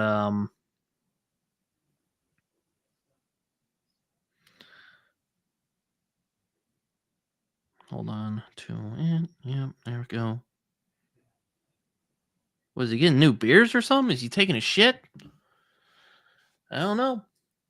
But yeah, no, I haven't read Realm of the Elderlings or Black Company or what's the other big? I haven't read Sun Eater. Wheel of Time. I don't really want to read Wheel of Time to be honest with you guys, but it is what it is. Excuse me. Oh, but yeah, I'm hopefully gonna be reading some standalone fantasies. I would love to read like Gloriana by Michael Moorcock. Um, Also hoping because Raph was talking about it. I'm like, oh, this might scratch that Marlon James itch. Blackheart Man. I'm like, oh, that sounds cool. I want to read that because Blackheart Man is fun. maybe Guns of the Dawn by Adrian Tchaikovsky. So yeah, just a good couple of standalones. And also China Mieville's standalone fantasy novels that I haven't read yet. So yeah, we'll see. Which ones haven't you read yet? I haven't read Book of Elsewhere. I haven't read Rail Sea or Unlondon. Oh, okay. I started the Kraken, but then I kind of stopped. I really enjoyed the Kraken. Let me see. I think that's it. Maybe this Census Taker, but I haven't read that one yet. Maybe I'll try that one next year. We'll see. But and the Rose, his new book, is coming out in 2026. So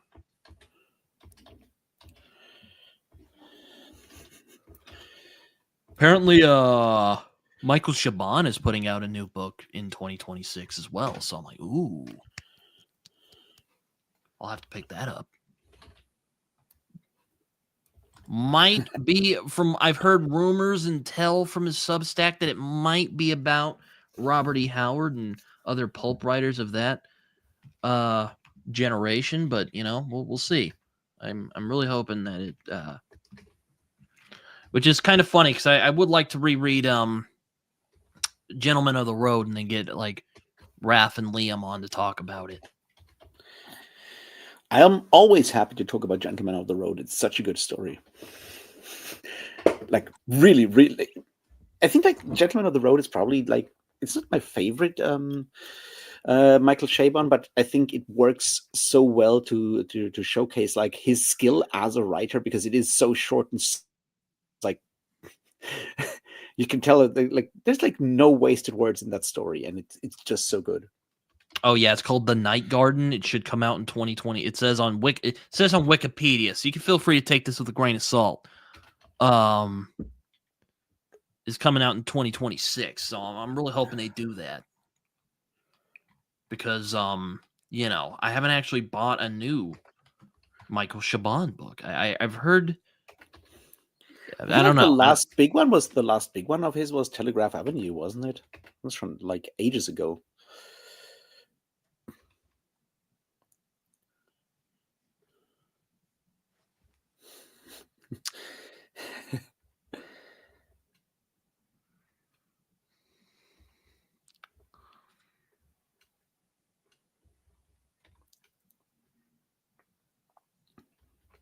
Yes, and Ben, now you can also already get Lies Weeping, which came out in November, and supposedly the next one, which I already forgot the title again, is supposed to come out in January or February. So there's more Black Company now.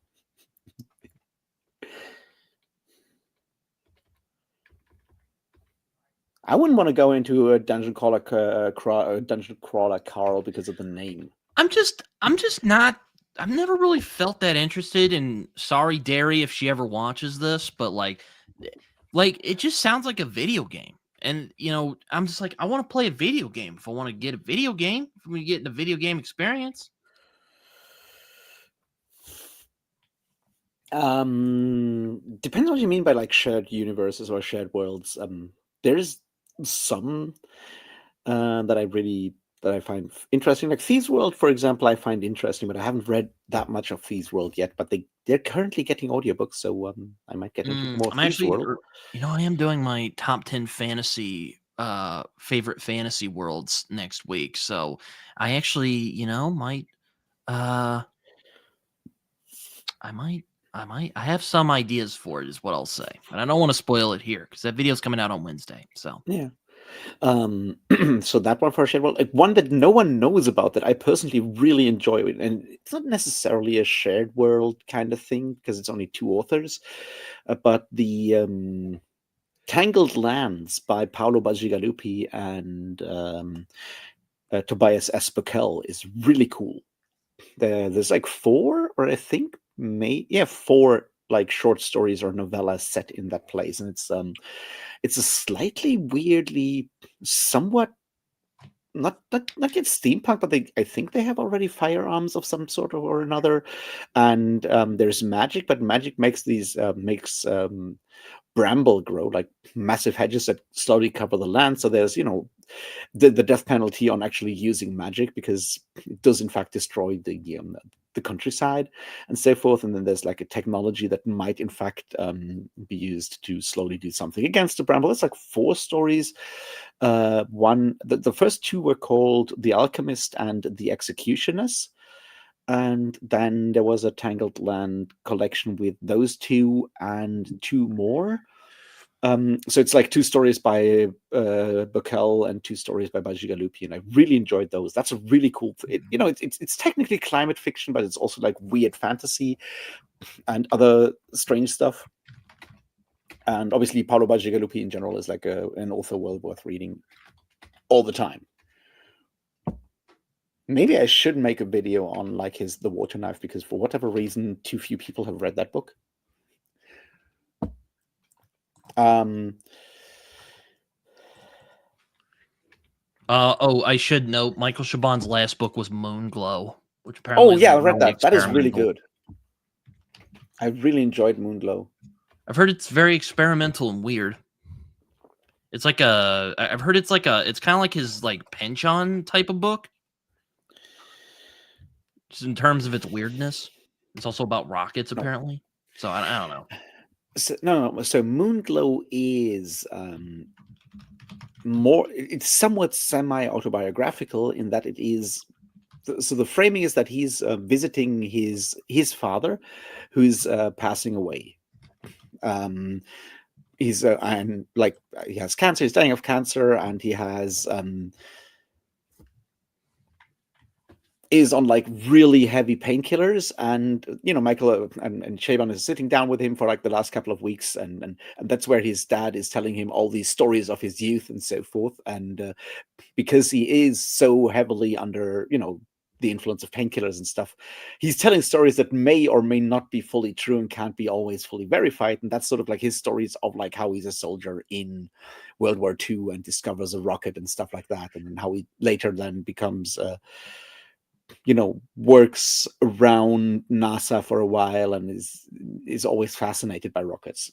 So the Pynchon thing I feel kind of comes in with the rockets stuff, but it's a very different book. It's a very sort of like melancholic book about sort of like the image of that we have of our parents and the things that we can or cannot understand and cannot verify, and what we choose to believe and what we choose not to believe, and loss and so forth. It's a really sad book in a lot of ways, but it's a really beautiful book at the same time. So I really enjoyed it. It's Yeah, really good.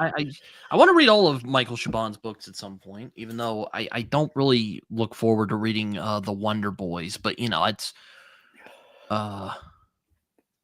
I won't get into that. But I've liked all the books I've read from Chabon. Like I read Yiddish Policeman's Union earlier this year, and Raph and I talked about it. So you can probably go find it. My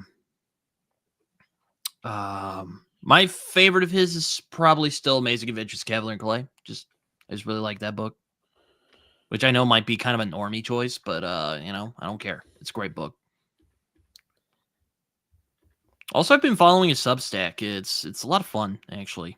Though I read one about his he was trying to pitch for Fantastic Four to Hollywood back in the 90s, and I just kind of shook my head and wondered why Hollywood didn't take the bait. But Hollywood has never been known for being that particularly risk-taking, we'll just say.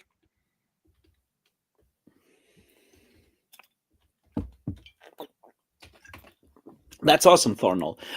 So, like, when it comes to Forgotten Realms and those, I've rarely read a lot of that. I mean, I've read a bunch of like Forgotten Realms, obviously a lot of Salvatore, but not just Salvatore. I've never gotten into Warhammer fiction, not 40k, but also not fantasy. I've played both Warhammer 40k and Warhammer Fantasy tabletop role-playing games. Like I've played some Dark Heresy, which was a lot of fun and weird, but I never read those. I don't know. I've read some Dragonlance, which was fine, I guess. I feel like there's a difference between like shared worlds, like say Thieves World and say Wild Cards, the thing that George R. Martin is doing. On the one hand, and like tie-in universes like Star Wars, well, Forgotten Realms or Warhammer 40k, where they are basically a fictional universe that is tied to some other property, whether it's a game, a movie, or something like that. Whereas Thieves World and Wild Cards was just it's standing on its own as a bunch of authors hanging out together and doing and writing stories in a world they share. I guess in that regard, like the Cthulhu mythos is basically a shared world in some sense, right? Because you have Clark Ashton Smith and Robert E. Howard, and Block is also putting some stuff in there, I think, and Lovecraft and everyone just inventing shit and quoting each other, and after a while it all sort of flows together into this shared mythos, basically. He also helped work on the John Carter film, which is not bad, by the way. That was actually not a bad film. It is a bit cheesy, but it's good time. It also does some really clever stuff with the John Carter story. I haven't watched the movie.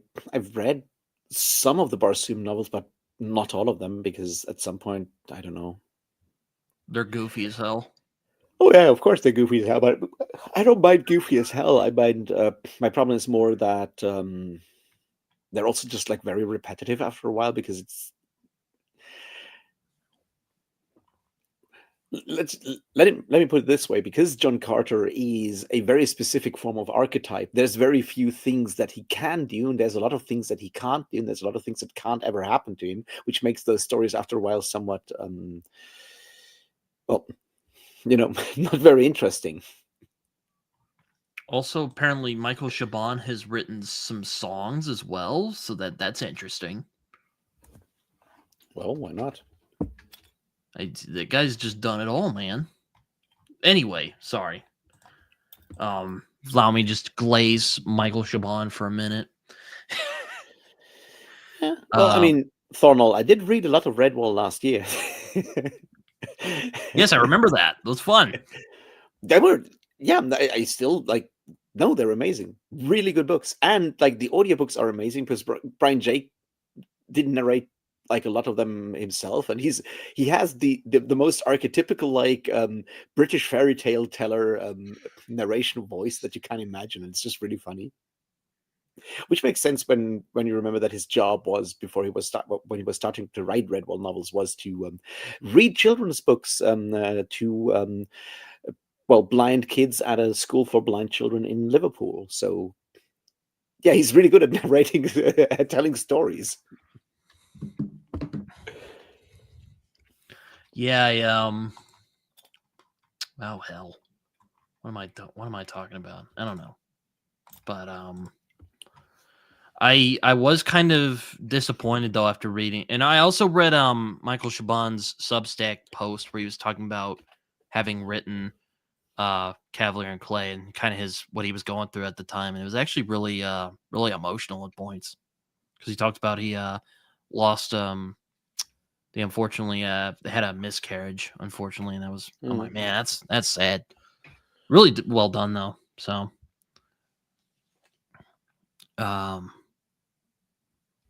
just have to read his older stuff, like his Wonder Boys and those kind of things, but they're like more literary fiction. Sad, aimless Gen Xers hanging out in Pittsburgh. yeah, those books don't really sound that interesting to me, but I'll probably read them at some point because I do like Chabon. I've liked all the Chabon I've read, so I'm not against it.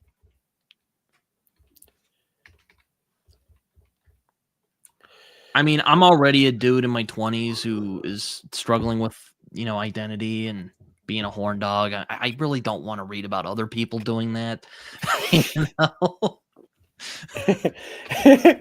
You're saying you're in the same situation when it comes to those kind of books as are, say, astrophysicists when they're trying to read hard sci-fi and constantly trip up over the math when it comes to astrophysics parts. Yeah. Pretty. I don't know if I put it like that, but sure. We'll let's just go with that. We're talking about expertise where suddenly the verisimilitude doesn't actually work for you.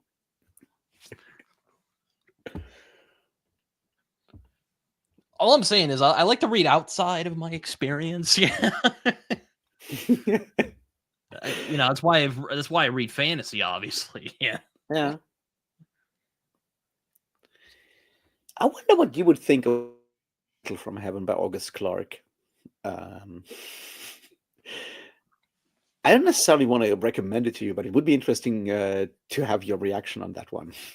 Which book? Metal from Heaven by August Clarke from last year. It's queer anarchist train robbers. I mean, that could be good. I don't know. It has a very sort of like steampunk fantasy vibe, and they're fighting back against the evil factory owning capitalists by riding their motorcycles and robbing trains and starting a revolution. Yeah, I know Dan Abnett is well loved. I know I had a friend who really likes one of his I think it's called like Gaunt's Ghosts. It's part of the Warhammer saga, but I'm already kind of into Star Wars and like DC Comics. I really don't want to add another giant shared universe to my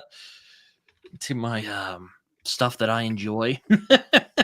And I know that Warhammer 40K is a parody of fascism. I know all of that, but like I thought you might like that. I heard that's kind of a series that kind of sticks it to the man. No, but like their very liberal use of German in English books really trips me up every single time. Eisenhorn, yeah.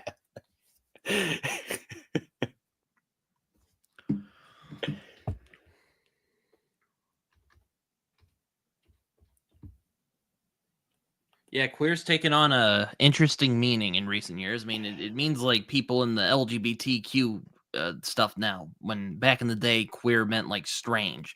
So it's kind of funny reading stuff like Pale Fire, and they say it's a gay old time or that was a queer happening because I have a very different context for what that means.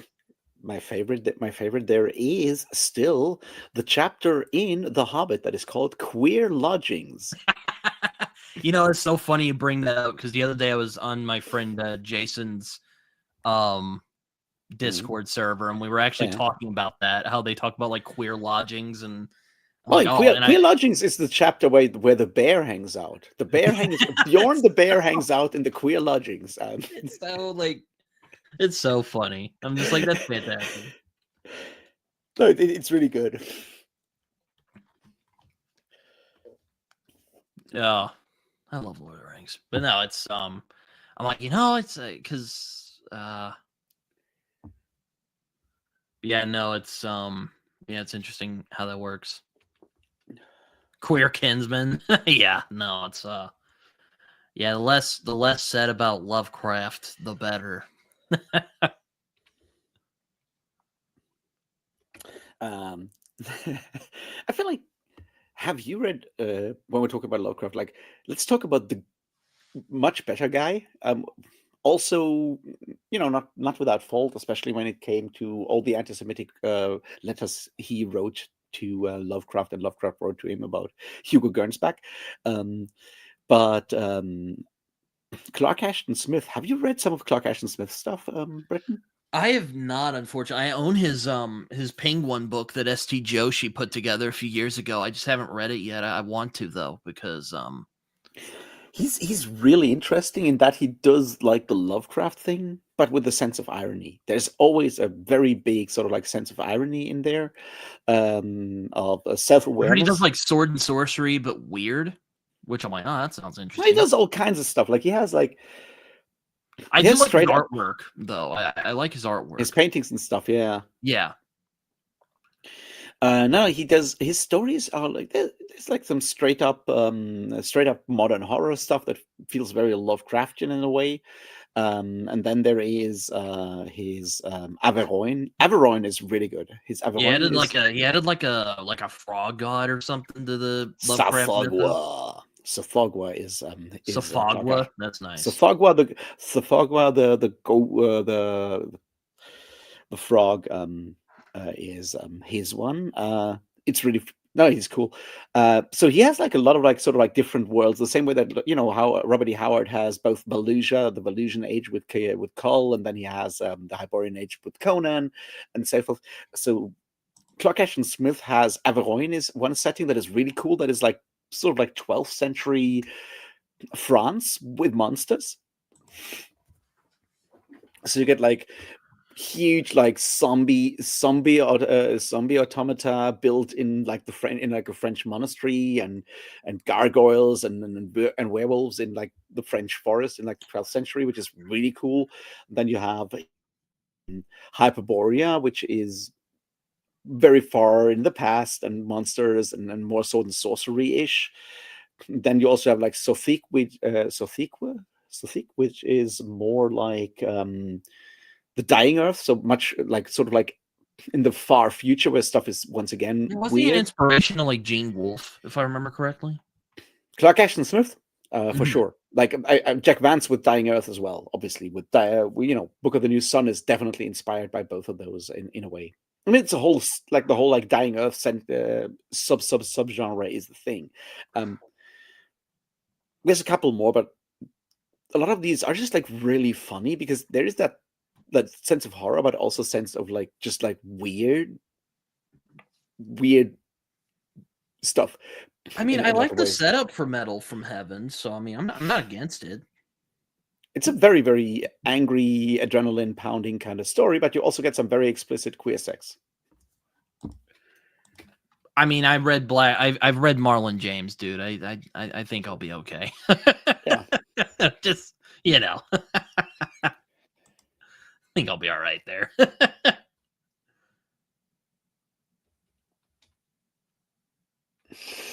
Where he's like, oh yeah, yeah, no, I don't know what I'm doing. That moron Saruman is yet to build me an army worthy of Mordor. I like that.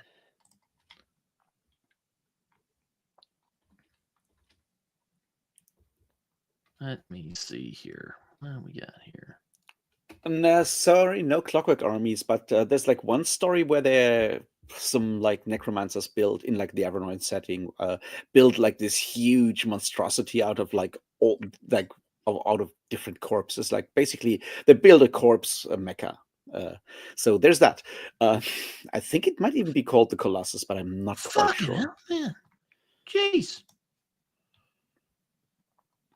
So yeah, I highly recommend Clark Ashton Smith. Really funny stuff when the two the necromancer, the door to Saturn is one of those, where there's this like necromancer, and then there's the high priest and inquisitor, and the necromancer flees when the inquisitor is taking down his tower in Hyperborea. He flees through that door to Saturn. Then he ends up in Saturn, but his nemesis, the arch inquisitor, just like jumps through the door after him, and then they're stuck on Saturn because it's a one-way door, and they're like the only two humans on like a different planet, and then they make peace with each other and start conquering that different planet, and each amasses a huge harem, and then they grow old and fat. Which is, that's Clark Ashton Smith for you. I think he's talking about Clark Ashton Smith, Tharnal. Yes, Clark Ashton Smith. Yeah, I know. Damn it, Liam really likes him.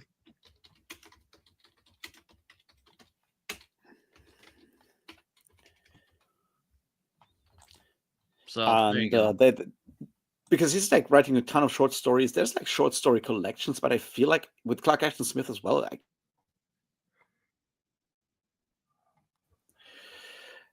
I guess like his most like famous one is called which one's the Sorcerer might be the one. Is it just called the Sorcerer? I think so. No, not just the Sorcerer. What's Gods damn it. The Return of the Sorcerer is the one that I mean. So I'm like, here's what you do, guys. You go on Amazon and you just go find books. I'm sure you'll find like 10 to 20 of them that you'll at least be interested in. And go nuts.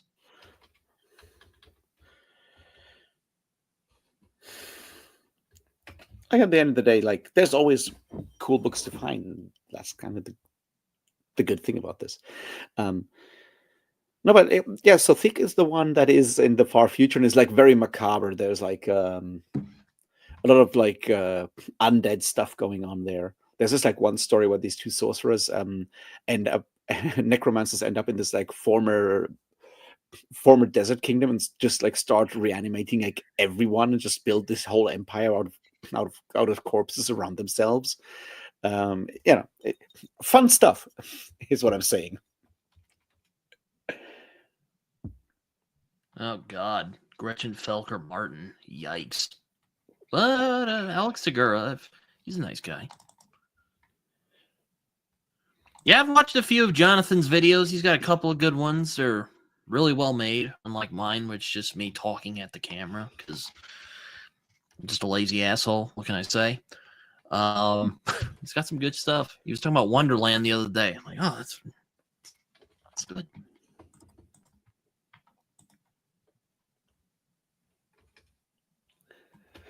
Yeah, and the one that I'm definitely going to read this week, after I finished with River of Gods, is going to be Little Big by John Crowley.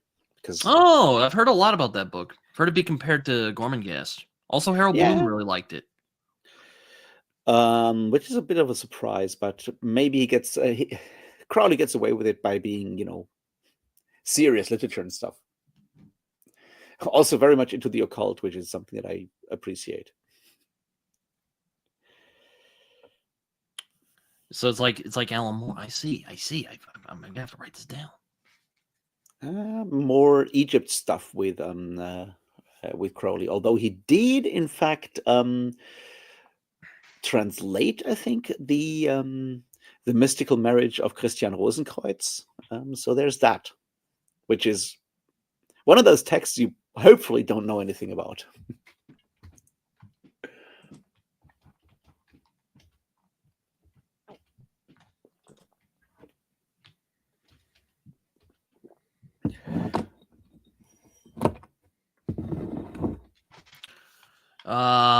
Yeah, no, it's just a lot of crazy stuff going on at the moment.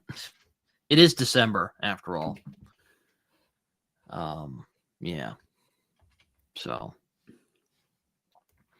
well, so I don't know what everyone's reading at the moment, but I am reading Small Mercies by Dennis Lehane, which is his newest, as of the recording of this video, book. And he has said it's going to be his last one, at least for a while, because he's doing TV stuff, which is quite unfortunate because Small Mercies is fantastic. Really, it's a story I would roll my eyes at in any other case, but I just got to give it to him. He's just that good. It's a story about racism and affirmative action and growing out of thoughts that growing out of racism, we'll say. That's generally a good idea.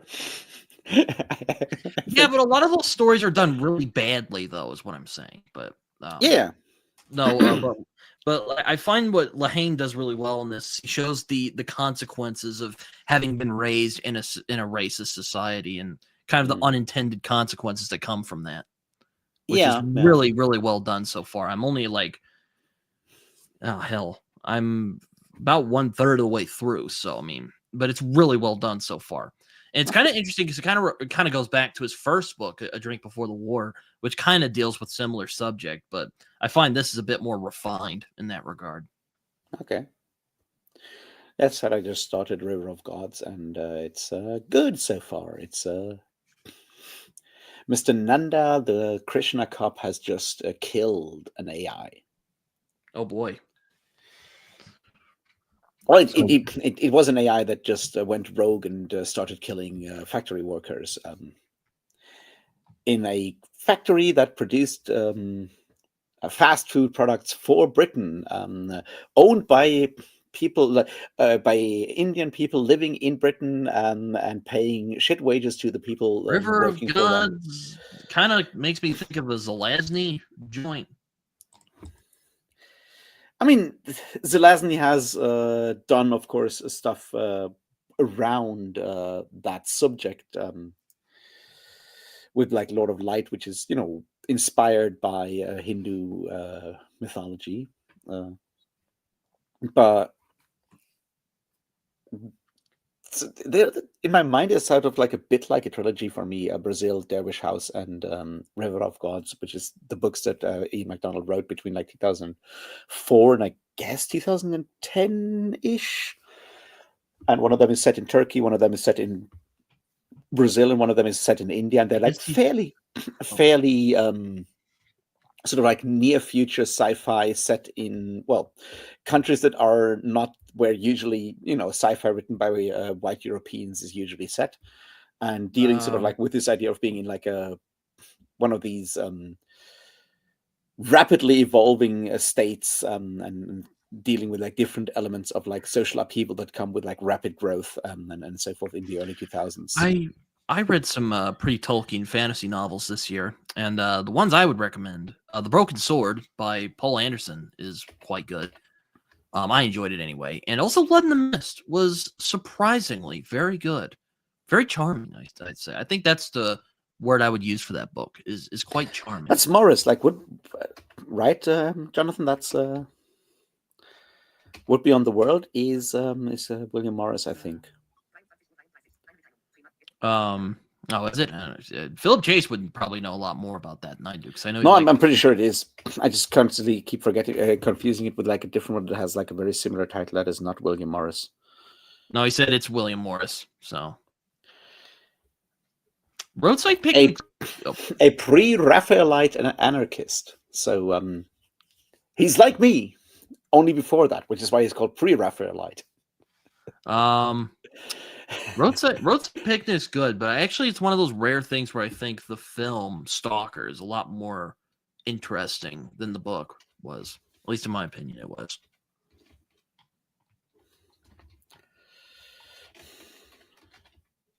Though apparently, Raph, I'm sure you'll be interested to hear this. Apparently, Ian McDonald's putting out another book in 2026 Yes, called Boy with Boy Accidental with Dinosaur. Accidental Dinosaur. And as a Chuck Tingle fan, I am obviously very happy with what the back cover is promising, which is dinosaur rodeos in the West and a queer love story.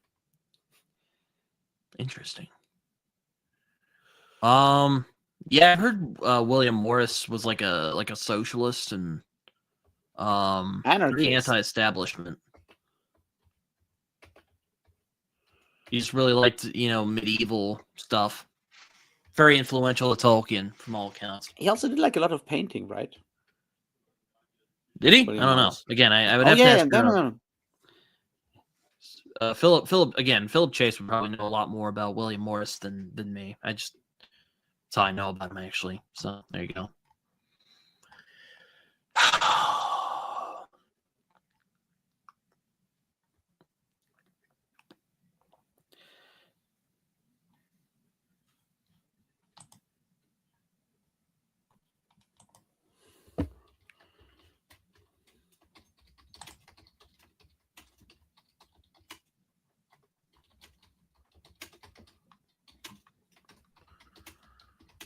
But when you get into Grant Morrison, you find some real weird shit that he likes. Like chaos magic. Nothing wrong with Dennis Wheatley. Dennis Wheatley, that name's familiar. Yeah, that's the chaos magic guy. Oh yeah, okay. Yeah, that's why.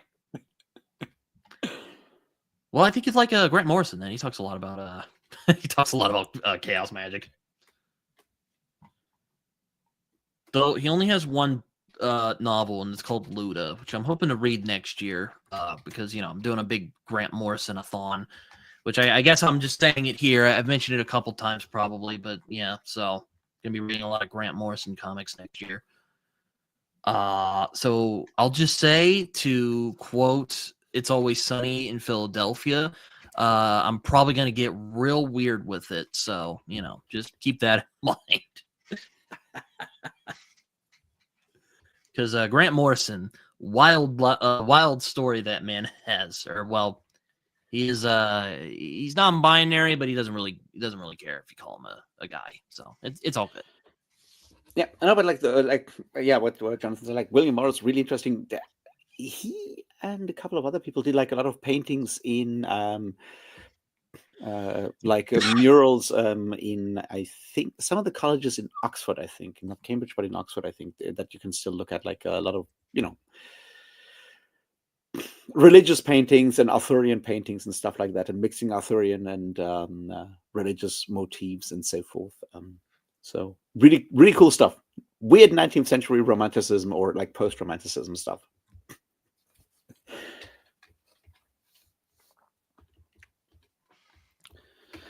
But I'm looking at the times, like, how long do you want to go, Britton? Because it's like 20 to midnight here.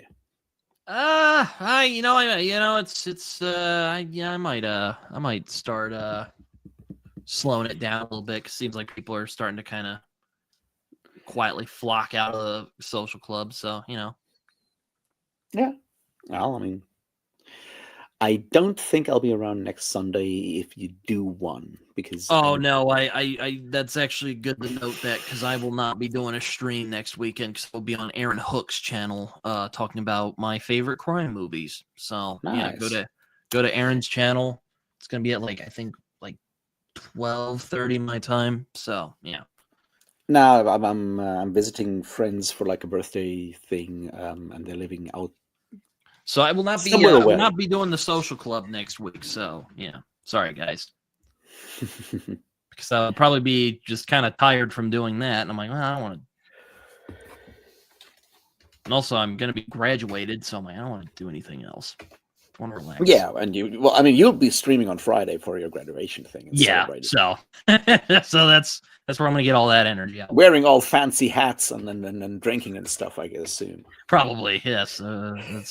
It's quite obviously what I'm going to be doing.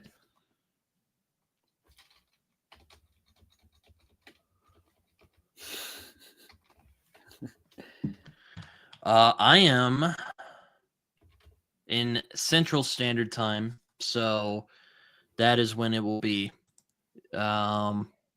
Yeah, so 2:30 my time as well. So yeah, I'm in Central Time since I'm in Oklahoma.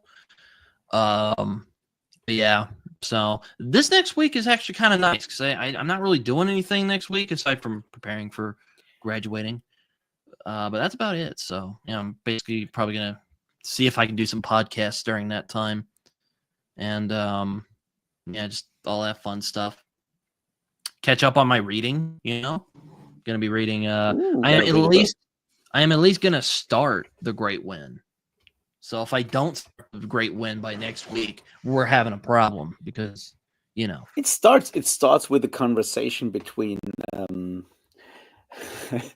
Aleister Crowley and John Fortune.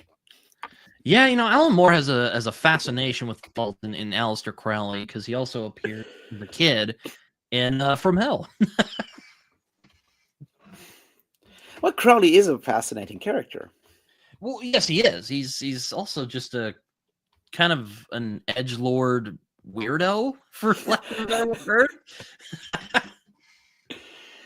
For the longest time, one of the funniest things, like how Google has these the AI sort of like summary thing at the top, and for the longest time, when you went for Aleister Crowley, because I wanted to look up something else, like Aleister Crowley, famous mountaineer and author. And I'm like, that is correct. Because he was a famous mountaineer and had like a bunch of like the first climbings of like a bunch of mountains. So Jeez, are you in like Minnesota or something? That is ridiculous. I mean, it's pretty cold out here, but damn, -30. Shit, man. Far further north than Minnesota. Oh, is she in Canada? I don't fucking know. Yeah, Canada is much time difference than out here in America. No, Ben's from Winnipeg. Oh, damn, they got people down over there. All right, but my God, that is ridiculous. I assume the -30 is -30 in like freedom units, or is that in like Celsius? And where's the difference? I don't know. I'm not an expert on that. But I guess aside from just America likes being different from other people. But like Canada's weird because Canada does not always use freedom units, right? Like I thought you used Celsius over there.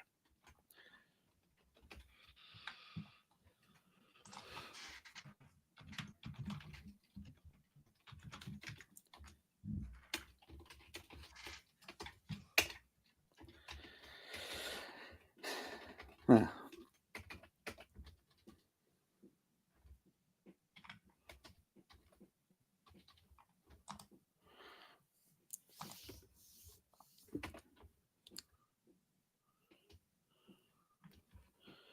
I will not find that one out. Anyway, Britton, I guess I'll be slowly leaving this here social club and to my not well-earned rest, but you know what I mean.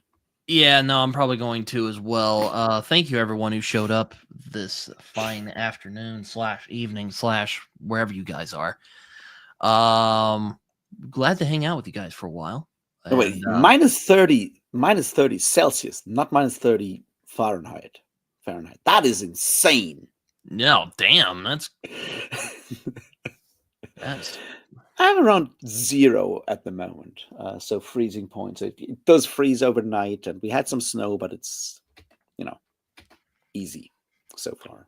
But anyway, my point being, until next time, see you guys later. All right, see you guys.